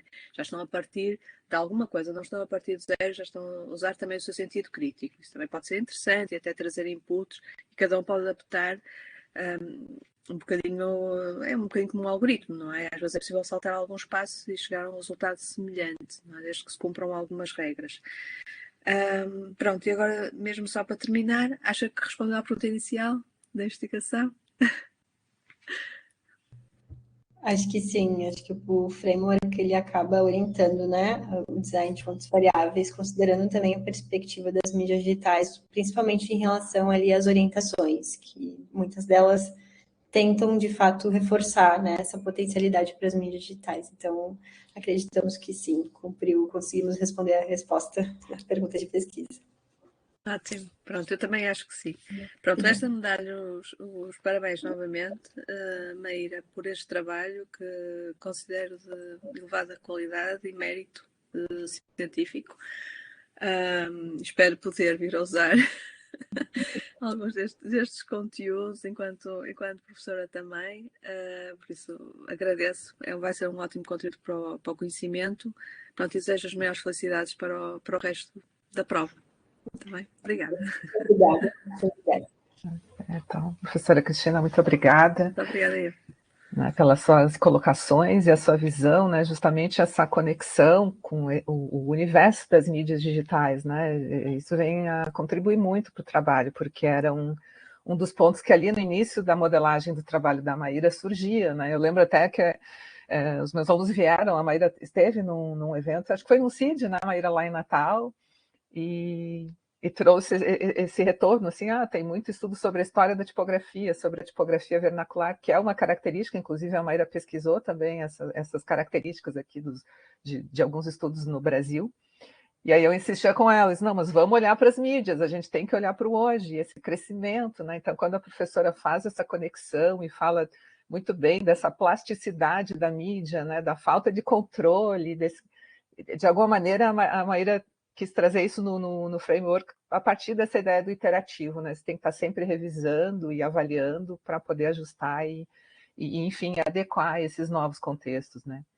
E bem como a professora coloca, como também trazer, enfim, esse framework para os designers em si, né? De modo que eles se aproximem mais, porque a gente vê que a própria formação em design ela é muito clássica, né? E entre essa visão da propriedade, e a gente vive num mundo hoje, e o futuro também, né? Ele não tem ali de fato a própria questão de previsibilidade, né? Mas, assim, sim. Né? Mas muito obrigada mesmo pela sua participação, obrigada. Pela sua disponibilidade. A gente acabou antecipando um pouco essa banca da Maíra por conta do nosso calendário aqui da UFSC, certo? Então, pela sua rápida, enfim, pelo seu aceite e a sua disponibilidade. Claro, obrigada. Sim. Obrigada. Certo. Eu, seguindo o protocolo, então, passo a palavra à professora Luciane Fadel, que na banca aqui participa como membro do Programa de Design da UFPR.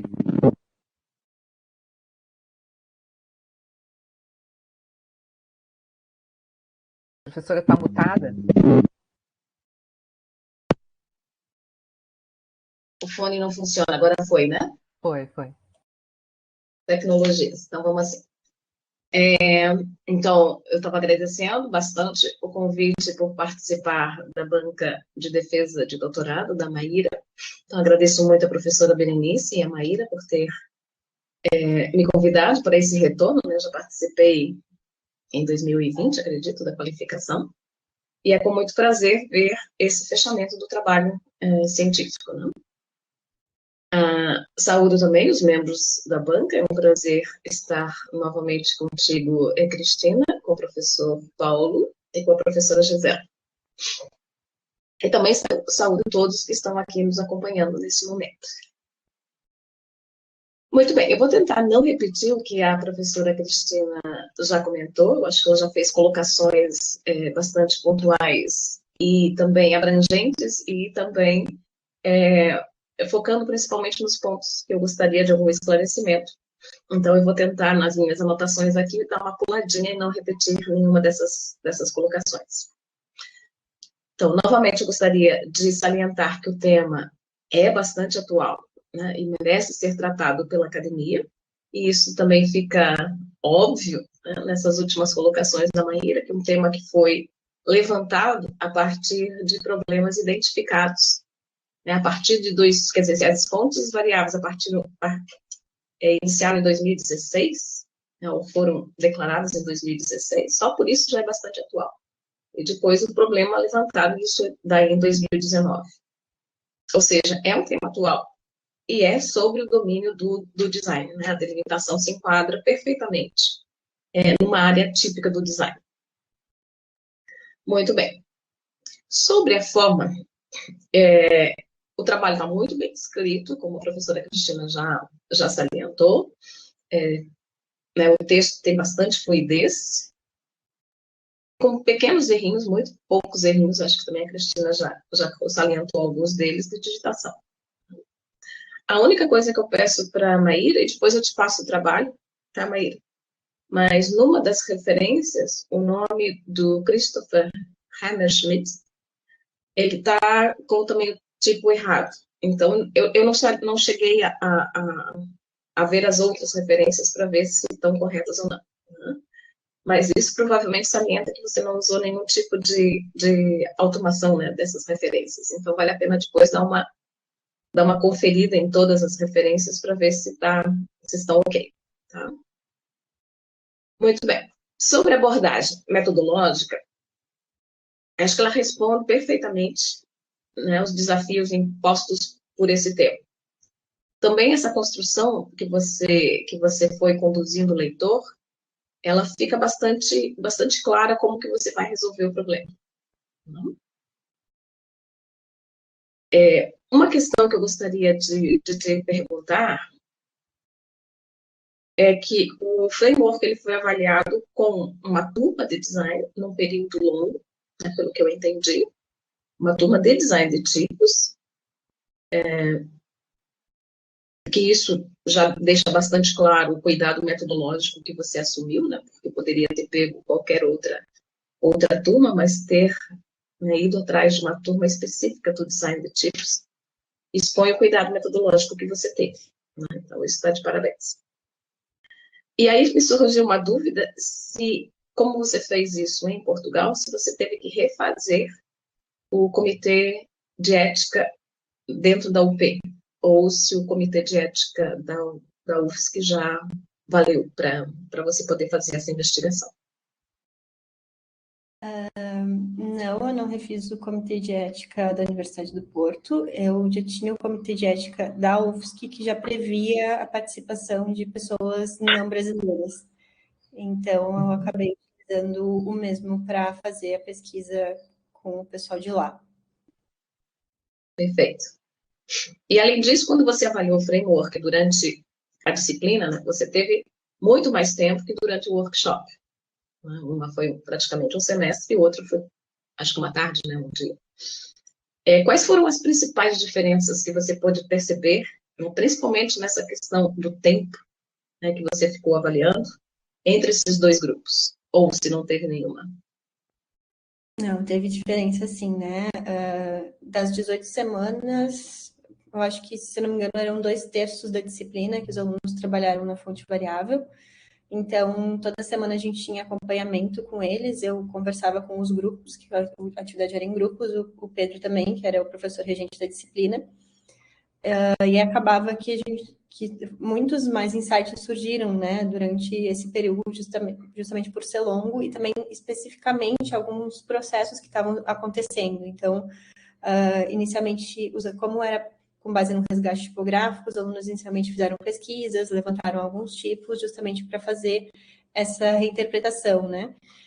Então, acabou que durante a disciplina eu tive mais retornos sobre partes mais específicas, assim, mais pontual em relação tanto à etapa de planejamento, desenvolvimento e finalização. Além disso, também os alunos eles acabaram tendo algumas dúvidas em relação até aos próprios questionamentos, que também trouxe alguns refinamentos que no workshop talvez não desse nem tempo, né? Porque no workshop foram 6 horas, foi bem rápido, então tiveram algumas coisas menos pontuais, mas também foi interessante de perceber que, como na disciplina ela estava acontecendo online, a boa parte do início ali era todo online, então a gente fez uma opção iterativa, né, do framework, num site que auxilia esse processo. E no workshop foi entregue o material em papel. Então, o que foi interessante também de perceber é que no workshop alguns participantes eles fizeram algumas anotações no framework. E isso também trouxe outros insights, que aí não foi possível de ver na turma, porque eu não estava junto com eles, né? A gente estava, assim, junto no virtual só. Então, eu acho que essas foram as principais diferenças, assim. Claro que os dois tiveram níveis de contribuições, né, para o trabalho, mas eu acho que as principais diferenças foram essas. Perfeito. Depois, a tua preocupação, acho que em entrevistar profissionais envolvidos, né, com a criação de tipos também adicionou um grau de complexidade, né, à tua tese. Isso ficou também claro quando a professora Cristina perguntou, né, o que você não abriria a mão dentro do aspecto metodológico. Mas também me pareceu que nenhum deles usava qualquer método de design de fontes. Isso é verdadeiro ou eu realmente não identifiquei? Um método específico, assim, eu utilizo tal método, não. Realmente, nenhum deles adota um método ou um processo de algum autor ou alguma coisa assim. O que dava para ver mais claro, assim, de um método mais estabelecido eram os designers que atuavam em uma empresa, e aí acaba que eles já têm mais ou menos um processo que eles seguem, mas dentro das grandes etapas que eles seguem, designers da mesma empresa pontuaram coisas diferentes. Então, dá para ver que dentro ali de algumas grandes etapas ainda tem uma liberdade, né, de cada um definir o seu fluxo de trabalho. Então, mas assim, sigo o método de tal pessoa, não. Realmente nenhum pontuou um método específico. Também não foi identificado por que isso? Desconhecimento ou... Na verdade, alguns não conheciam mesmo, e um dos entrevistados, eu lembro que comentou que ele, assim, conhecia alguns métodos, inclusive que eu tinha tratado na revisão teórica, mas que ele adaptou para o contexto dele, assim, né? Então, tipo, o que funciona melhor para mim. E aí eu faço dessa forma. Então, alguns conheciam, mas também né, acabavam adaptando. Então, até isso reforça, né, o porquê do caráter interativo, justamente para as pessoas conseguirem adaptar aos seus contextos. Perfeito.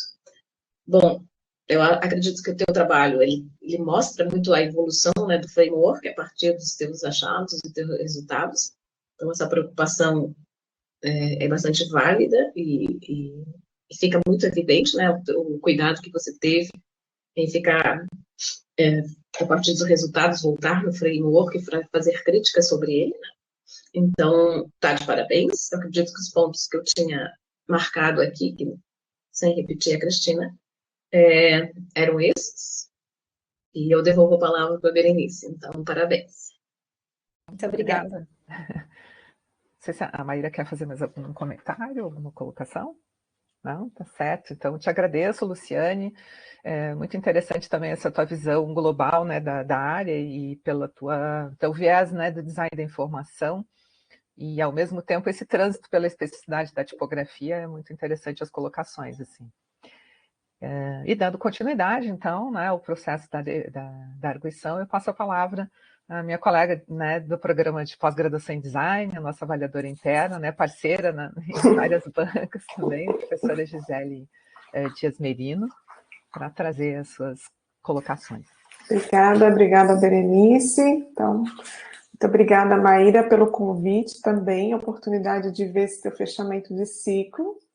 Cumprimentar também o professor Pedro, né, na condição de co-orientador, um prazer conhecê-lo, prazer conhecer a professora Cristina também, e estar com a professora Luciane Fadel, né, que a gente já se conhece, já esteve junto em outras bancas. Então, assim, Maíra, o que falar desse trabalho, né? Porque os colegas já trocaram algumas figurinhas com você, e eu só tenho a dizer que essa tese tá linda, porque esse teu processo de 6 anos também junto à professora Berenice, a gente sabe que ia sair um trabalho desse, né? A gente consegue ver nesse trabalho o cuidado com o leitor, o cuidado que você teve com a sua pesquisa, o seu carinho, né? Então, é reflexo desse trabalho, né? Todos esses comentários, essas trocas de ideia, né? Você teve oportunidade nessa condição de pandemia, né, de fazer esse trabalho com os professores, de estar lá também em Portugal, né? Então, uma relevância muito grande, porque é desafiador para a gente nesse contexto de pesquisa, né? Num cenário que a gente enfrenta tantas dificuldades. Eu só tenho a dizer que esse trabalho mostra a jornada, a tua jornada quanto pesquisadora, né? Que seriedade para esse trabalho. Que bom que tem muitas pessoas assistindo, né, esse trabalho. E todas as colocações, né, que possam ter dos colegas, a gente sabe que sempre nesse intuito da gente ir fazendo as melhorias que você agora, né, para revisão final sempre tem, mas eu diria assim, ó, professora Gisele, sem alteração, entendeu?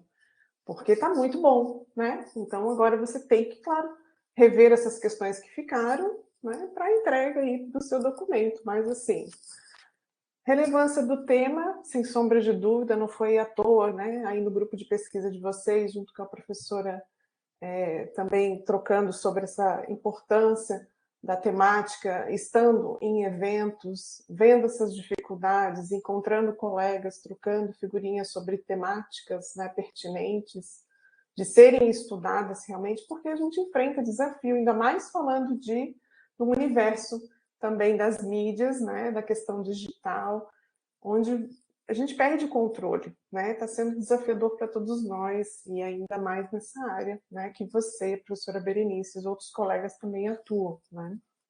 Então, assim, Maíra, 6 anos, né? E mostra realmente essa jornada que se cumpriu, esse papel na formação de uma grande pesquisadora, e essa reverência, né, a você e a professora Berenice, não tenho sombra de dúvidas disso, de ver esse carinho, né? Eu digo que é uma tese para ser indicada para o prêmio de tese, tá? Acho que vale a pena essa indicação, e deixo o público a isso. A grande colaboração que você trouxe, a forma organizada, sistemática, que você trouxe também no seu documento, né? Eu realmente, assim, coloquei, eu senti carinho na hora que eu li, porque, sabe, assim, a descrição, você escreve muito bem, né? A limpeza, as figuras, tá? Então, essa estrutura do documento está muito boa, ok?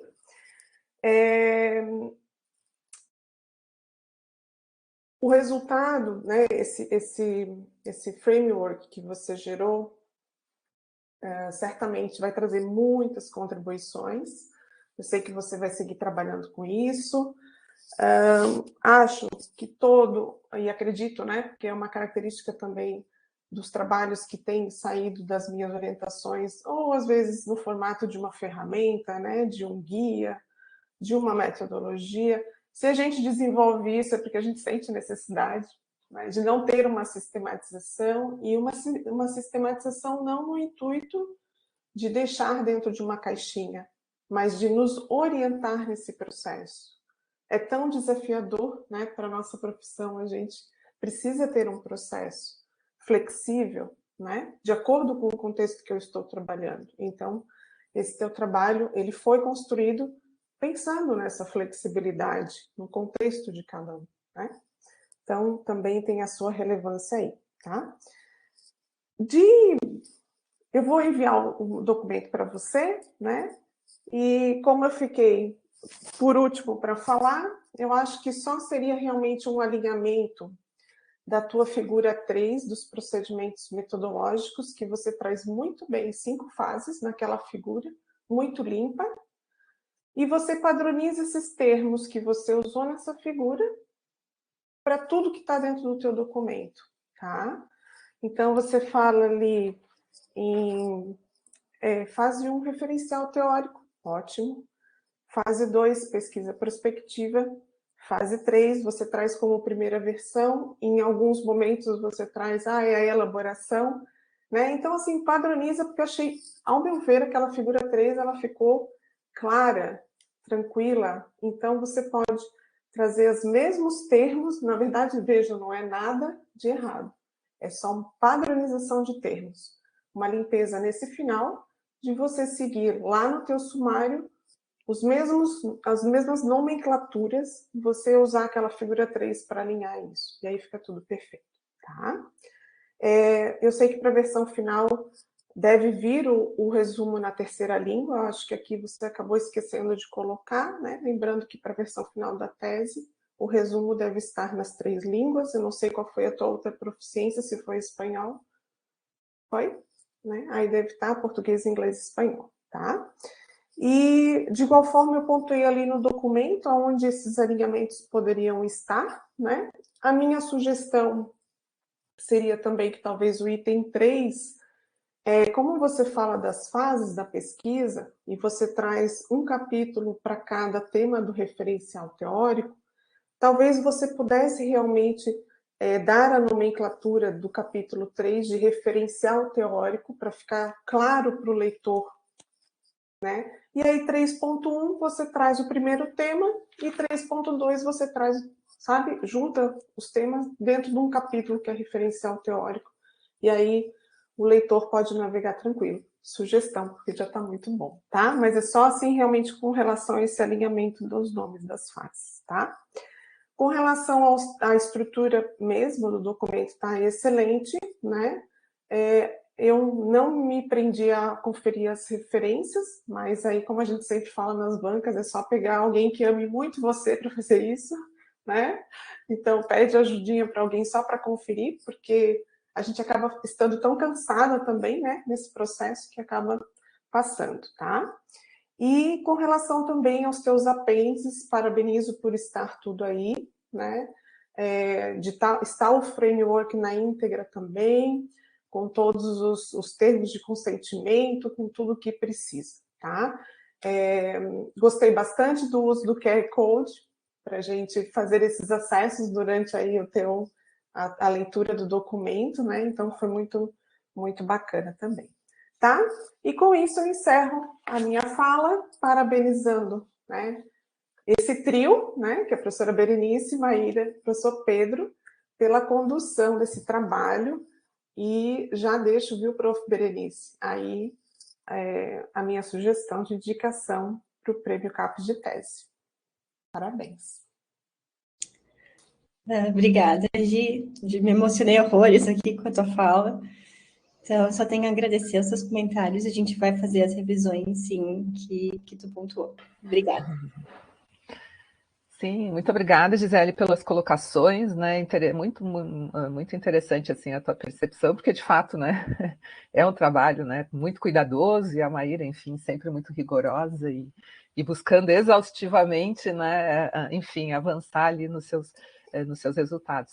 Mas o que eu queria ressaltar também, assim, que todo esse trabalho, ele é resultado também de um contexto, né? E aí queria te inserir nesse contexto, por isso que você está na banca, né? Enfim, a Maíra fez disciplina contigo, teve uma produção de um artigo muito interessante que, né, seguidamente ele é citado, né? Uhum. E, enfim, faz parte de todo um cenário que nesse momento pós-pandemia a gente até fica muito balançado, né? Para saber assim para onde vamos, né? Ou como vamos lidar com esse contexto. Então, vejo, por exemplo, aqui muitos alunos do laboratório, ex-alunos, né, que estão aqui presentes, que também contribuíram, né? Enfim, para esse resultado da Maíra. E então, muito obrigada. E nessa direção, então, convido, né, o professor Pedro enfim, fazer o seu pronunciamento, ressaltando já aqui de público, né, todo o nosso agradecimento, né, professor, voltando a reforçar essa ideia do contexto, o seu acolhimento, né, a sua disponibilidade, né, enfim, em responder, né, os vários e-mails, as cartas, porque no forte da pandemia, essa instabilidade, sem saber se a Maíra conseguiria ir, quando, né? Então, várias mudanças, mas, sobretudo, eu diria a generosidade, professor, porque o professor acolheu a Maíra na sua disciplina, né? E a gente, não é sempre que a gente encontra, né? Enfim, esse tipo de acolhimento, então, o nosso muito obrigado. Então, às tantas respondendo, eu começo por agradecer, mas esta disponibilidade que vocês tiveram, porque acho que quem ficou a ganhar fomos nós. Portanto, longe de mim, teria sido burro se não tivesse aceito e recomeçado a responder estes e-mails, estes contactos, porque realmente foi maravilhoso. Então, já agora, professor Bernice, permitam-me então aqui fazer os cumprimentos institucionais, cumprimentar os membros do júri, a presidente e a professora orientadora, Bernice Gonçalves, estender, tal como a professora Cristina fez, os cumprimentos institucionais da diretora da Faculdade de Belas Artes, a Lúcia Matos, e do reitor da Universidade do Porto. Nós sabemos que isto são sempre relações pessoais e estes contactos que se fazem às vezes à distância, mas é importante estimular estas pontes entre as instituições. Agradecer novamente o convite, formalmente agradecer este convite e a oportunidade de fazer parte desta equipa, que novamente muito me deu a aprender. Agradecer as arguições dos colegas da banca, portanto, em primeiro lugar, à professora Cristina Ferreira, minha colega, e tenho todo o prazer. Estamos tão perto fisicamente que isto até é estranho estar aqui online. À professora Luciana Fadela, à professora Gisele Merino, por estas arguições muito cuidadas, detalhadas, e gostei particularmente deste momento em que vimos a Maíra perder a pose. Foi espetacular, portanto, foi muito bom. Portanto, todos os contributos que todos fizeram nesta prova, eu sei que isto, eu tive um papel, eu sinto-me um pouco ingrato porque o meu papel foi quase só de acompanhar a atividade prática da Maíra e o mérito é todo da Maíra e da Bernice, ok? Portanto, estes comentários vão-me pôr no meu lugar pequenino desta pequena contribuição, porque acho que quem aprendeu mais fui eu. Cumprimentar o público, dando um olá especial aqui à Mary, que estou desejoso de termos uma oportunidade também de trabalharmos juntos, e de alguns nomes que reconheço, inclusive aqui a família da Maíra, que eu suponho que está aqui a irmã presente. Em último, e de forma mais importante, Maíra, as mais felicidades, muito obrigado por tudo isto, e os parabéns por uma apresentação e uma defesa que acho que estiveste muito bem. Portanto, agradecer novamente esta oportunidade de trabalhar contigo. Professor Bernice, eu posso me estender um bocadinho, então? Acho que posso fazer aqui uns comentários. Portanto, estamos perante um trabalho de investigação aplicada ou de meta-análise de processos de design cujo benefício pode reverter para o campo profissional, mas especialmente para a educação e design. Acho que todos os membros da banca já mencionaram isso, portanto não estou aqui a dizer nada de novo. Gostaria de destacar, como todos já fizeram, a seriedade e a dedicação do trabalho de investigação da Maíra. Portanto, na medida em que a recebemos, nós éramos as pessoas que a desconhecíamos e recebemos a Maíra já numa presença online, primeiro numa disciplina e depois presencialmente, e conseguimos comprovar toda a dedicação, a resposta ao grau de dificuldade e complexidade em que ela conduziu as atividades, o cumprimento e a verificação dos objetivos. Eu acho que isto esteve sempre muito adequado.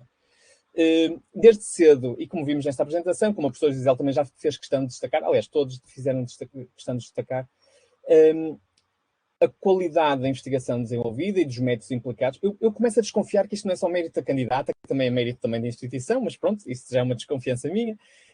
Ela mostrou muito rigor na pesquisa, na coleta de dados, no desenho da investigação.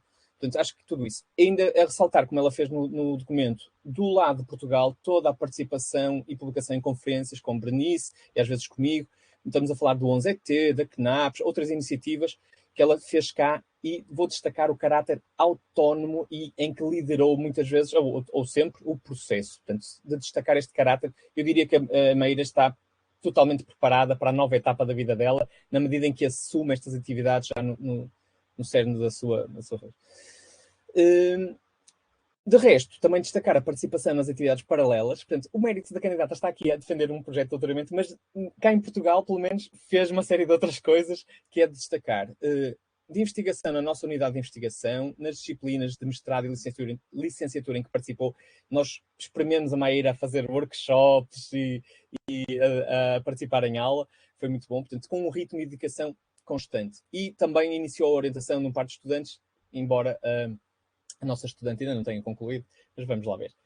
O documento também, estou de acordo com o que já foi dito, é agradável, visualmente, encontra-se bem paginado. Maíra, uma nota, não sei se aí para a pós-graduação, uma vez que nós deste lado só vemos os documentos digitais, eu recomendo a integração dos bookmarks, portanto, do índice interativo para navegar, portanto, para ser mais fácil. A professora Cristina imprimiu o índice, eu gosto de ter no monitor, para ser mais fácil. Isto é uma recomendação muito pragmática que pode ajudar depois a tornar o documento ainda melhor. De resto, acho que está tudo muito, muito bem aplicado. Já agora, tentando responder um pouco aqui às respostas que Maíra deu a Luciane, no Comitê de Ética da UP, nós somos um bocadinho mais permissivos na medida em que basta que haja uma declaração de participação informada e o cumprimento do RGPD, não há necessidade de passar pelo Comitê de Ética da Reitoria, porque o nosso nível não é unidade orgânica, tem que ir à Reitoria. Então é dedicado mais às ciências humanas, de medicina, quando temos preocupações éticas e de código de aplicação de método com os participantes. Na realidade, a disciplina, a Maíra tem isso detalhado, é uma disciplina, mas foram 2 turmas em que participaram em momentos paralelos, digamos assim, eram sequenciais, mas são 2 momentos em que se repetiam as atividades, mas as diferenças eram estatisticamente negligenciáveis entre os 2 grupos, daí talvez essa confusão em pôr isso tudo num único bolo, que acho que está bem, mas às tantas tornar só esta clarificação um pouco melhor. E apesar da distância, aqui vou assumir uma meia-culpa, nós no início da disciplina começamos todos online, a Maíra estava online, eu estava online, estávamos todos online, e depois fizemos questão de estar presentes em sala, porque era uma vez que eram desenvolvidos tipos para texto, havia necessidade de testar e verificar presencialmente os materiais. Tentamos ligar as câmaras, imprimir, fotografar, enviar a Maíra, minimizar este impacto da distância, mas efetivamente eu acho que nenhum de nós, ainda não vi ninguém perfeitamente ajustado a esta condição híbrida. Tentamos. Há espaço para melhorar. Pronto, era só para clarificar estas questões que a professora Luciane também levantou. Mas pronto. De resto, como a professora Cristina mencionou para o jornalismo, já agora, Maíra, só para provocar, eu sei que nas tantas não era este o meu papel, mas para falarmos aqui um pouquinho, Berenice tire uma fala, se for o caso. Como a professora Cristina também mencionou para o jornalismo, eu pergunto à Maíra, neste contexto de percurso para o futuro, que tipo de currículo educacional, ou melhor, que competências irá ser necessário para estimular e desenvolver os nossos estudantes, os nossos designers profissionais, os nossos designers de comunicação, editoriais, para então realizarem, para então utilizarem o potencial destas variable fonts na sua totalidade. Eu estou preocupado com isto, porque falamos aqui de muitas coisas, não é? De animação, de potencial numérico ou digital, que acha que competências extra precisamos de ou introduzir ou tirar nos currículos? Não sei como são muitos currículos das licenciaturas aí, mas aqui no Brasil a maioria tem alguma disciplina de tipografia na grade curricular obrigatória. Então, eu acho que talvez nessas disciplinas mesmo, né, comunicar para os alunos o que são as fontes variáveis, como é que elas funcionam, mostrar exemplos práticos de como aplicar as fontes variáveis, eu acho que isso vai estimular, né, os estudantes a já terem essas competências, e eu acho que competências extras que eles precisam ter, talvez, sejam desenvolvidas nesses momentos, né? Porque as disciplinas de tipografia, elas já mostram, né, o que são as fontes digitais, como é que elas funcionam, como utilizar as diferentes variações. E eu acho que isso seria interessante também incluir em relação às fontes variáveis, né? Não só as fontes digitais, também mostrando as potencialidades, né? Como é que elas podem funcionar, exemplos de casos aplicados. Eu acho que isso acaba instruindo mesmo, né, os alunos a também ter curiosidade e também buscar utilizar mesmo as fontes para ir desenvolvendo as competências. Pronto, era uma ligeira provocação só no final. De resto, só tenho que novamente agradecer realmente toda a participação, empenho, motivação e o trabalho da Maíra, a oportunidade novamente de estar aqui, fazer parte desta equipa e cumprimentar toda a gente novamente e agradecer. Obrigado. Certo. Alguma questão, Maíra? Não? Já, sim.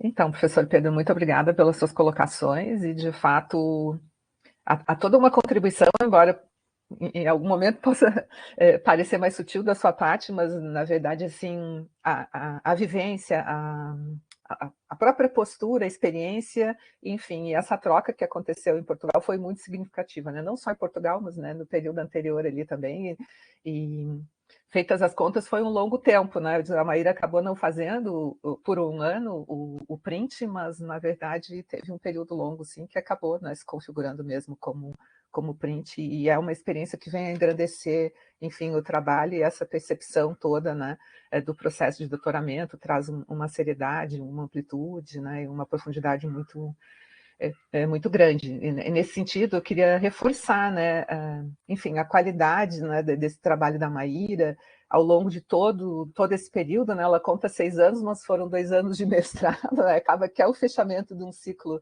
né, mais amplo, então, do mestrado para o doutorado, né, enfim, essas competências que ela tem, esse rigor, né, essa capacidade, enfim, de estar sempre buscando, colaborando, essa característica proativa, né, então, que foi percebido, enfim, por muitos no texto a gente percebe, enfim, só queria realmente parabenizar, também dizer assim que foi, né, todo um processo de convívio excelente, ela era uma excelente pessoa, né, tem assim um caráter maravilhoso, uma pessoa leve de trabalhar e incansável, né, contribuindo muito para o laboratório também, né, incansavelmente ali nos eventos, nas publicações, enfim, e buscando trocar com os colegas, né? Vendo aqui, por exemplo, alguns que estão presentes, né? A Juliane, a Laís, lembrando lá daquelas primeiras, né? Aqueles primeiros artigos com a Juliane estava quase saindo, a Maíra entrando, então, enfim, acho que você conseguiu, Maíra, aproveitar muito, muito esse contexto da universidade, né?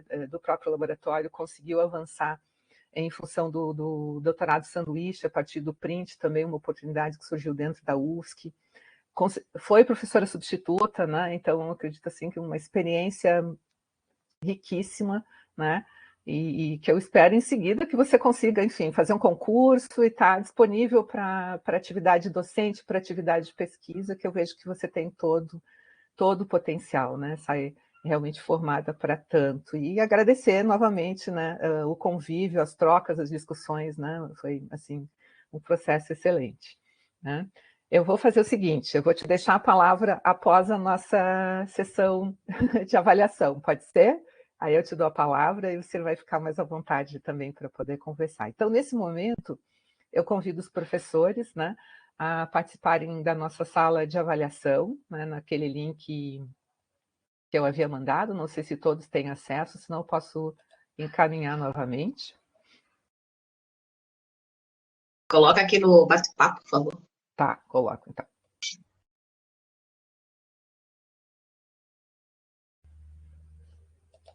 Acrescentar aqui, antigamente, a salinha do... Em seguida, voltamos para essa sala principal para fazer a leitura da ata. Agora. Certo. Saímos mesmo. Isso, eu acho que é só desligar. Outra aba aí, dá para desligar o som dessa. Tem que Pronto, parar então, a gravação, Berê. Tá bem. Só esperar o professor Pedro entrar aqui na tela principal. Certo. Perfeito. Então, após a reunião da banca, né, consideramos que o trabalho da Maíra está aprovado, mas vou fazer aqui a leitura da ata, né? Então, ata 10 de 22, de defesa pública de tese de doutorado, às 9 horas do dia 2 de agosto de 2022, com a realização de defesa com participação dos membros por meio de sistema de interação e áudio e vídeo em tempo real, em acordo com a portaria normativa número 2 de 2020, PROPG, da Universidade Federal de Santa Catarina, reuniu-se a banca examinadora composta por Berenice Santos Gonçalves, doutora orientadora, Pedro Manuel Amado, doutor, co-orientador, Gisele Alves Dias Merino, doutora, Luciane Maria Fadel, doutora, examinadora externa, e Cristina Maria da Silva Ferreira Fonseca, doutora examinadora externa da Universidade do Porto, para avaliar em sessão pública a tese de doutorado da aluna Maíra Volozin, cujo título é Variable Font Work, um framework para o processo de design de fontes variáveis. A banca examinadora, após a apresentação e arguição ao candidato, considerou que o trabalho está aprovado e a Maíra tem até 30 dias para fazer, enfim, a sua entrega final, de acordo com as normas e o protocolo da UFSC. Então, os professores presentes vão assinar a banca, a ata, né, e enviaremos os documentos para a Secretaria do Departamento. Então, Maíra, parabéns. Temos aí, né, um resultado super, né, positivo e a culminância aí de todo um processo, né, fantástico. Todo merecimento aí, né, enfim. Tens aí a palavra, eu também não... Eu vou tentar não me emocionar, como vocês perceberam, eu sou bem chorona. Então, eu queria primeiramente agradecer a banca de novo, né, pelas contribuições, pelas avaliações também, né, tirar o tempo de vocês, assim, de olhar para esse trabalho. Agradecer as pessoas que estiveram envolvidas no trabalho, então, a professora Berenice, que está me orientando já há 6 anos, 6 anos e alguns meses no mestrado e no doutorado. Muito do resultado também tem as mãos dela, né? A gente sabe que o orientando ele nunca faz o trabalho sozinho. Então, agradecer muito pelas contribuições e por todo o ensinamento durante esse período, né? Que resultam nesse trabalho hoje, com certeza.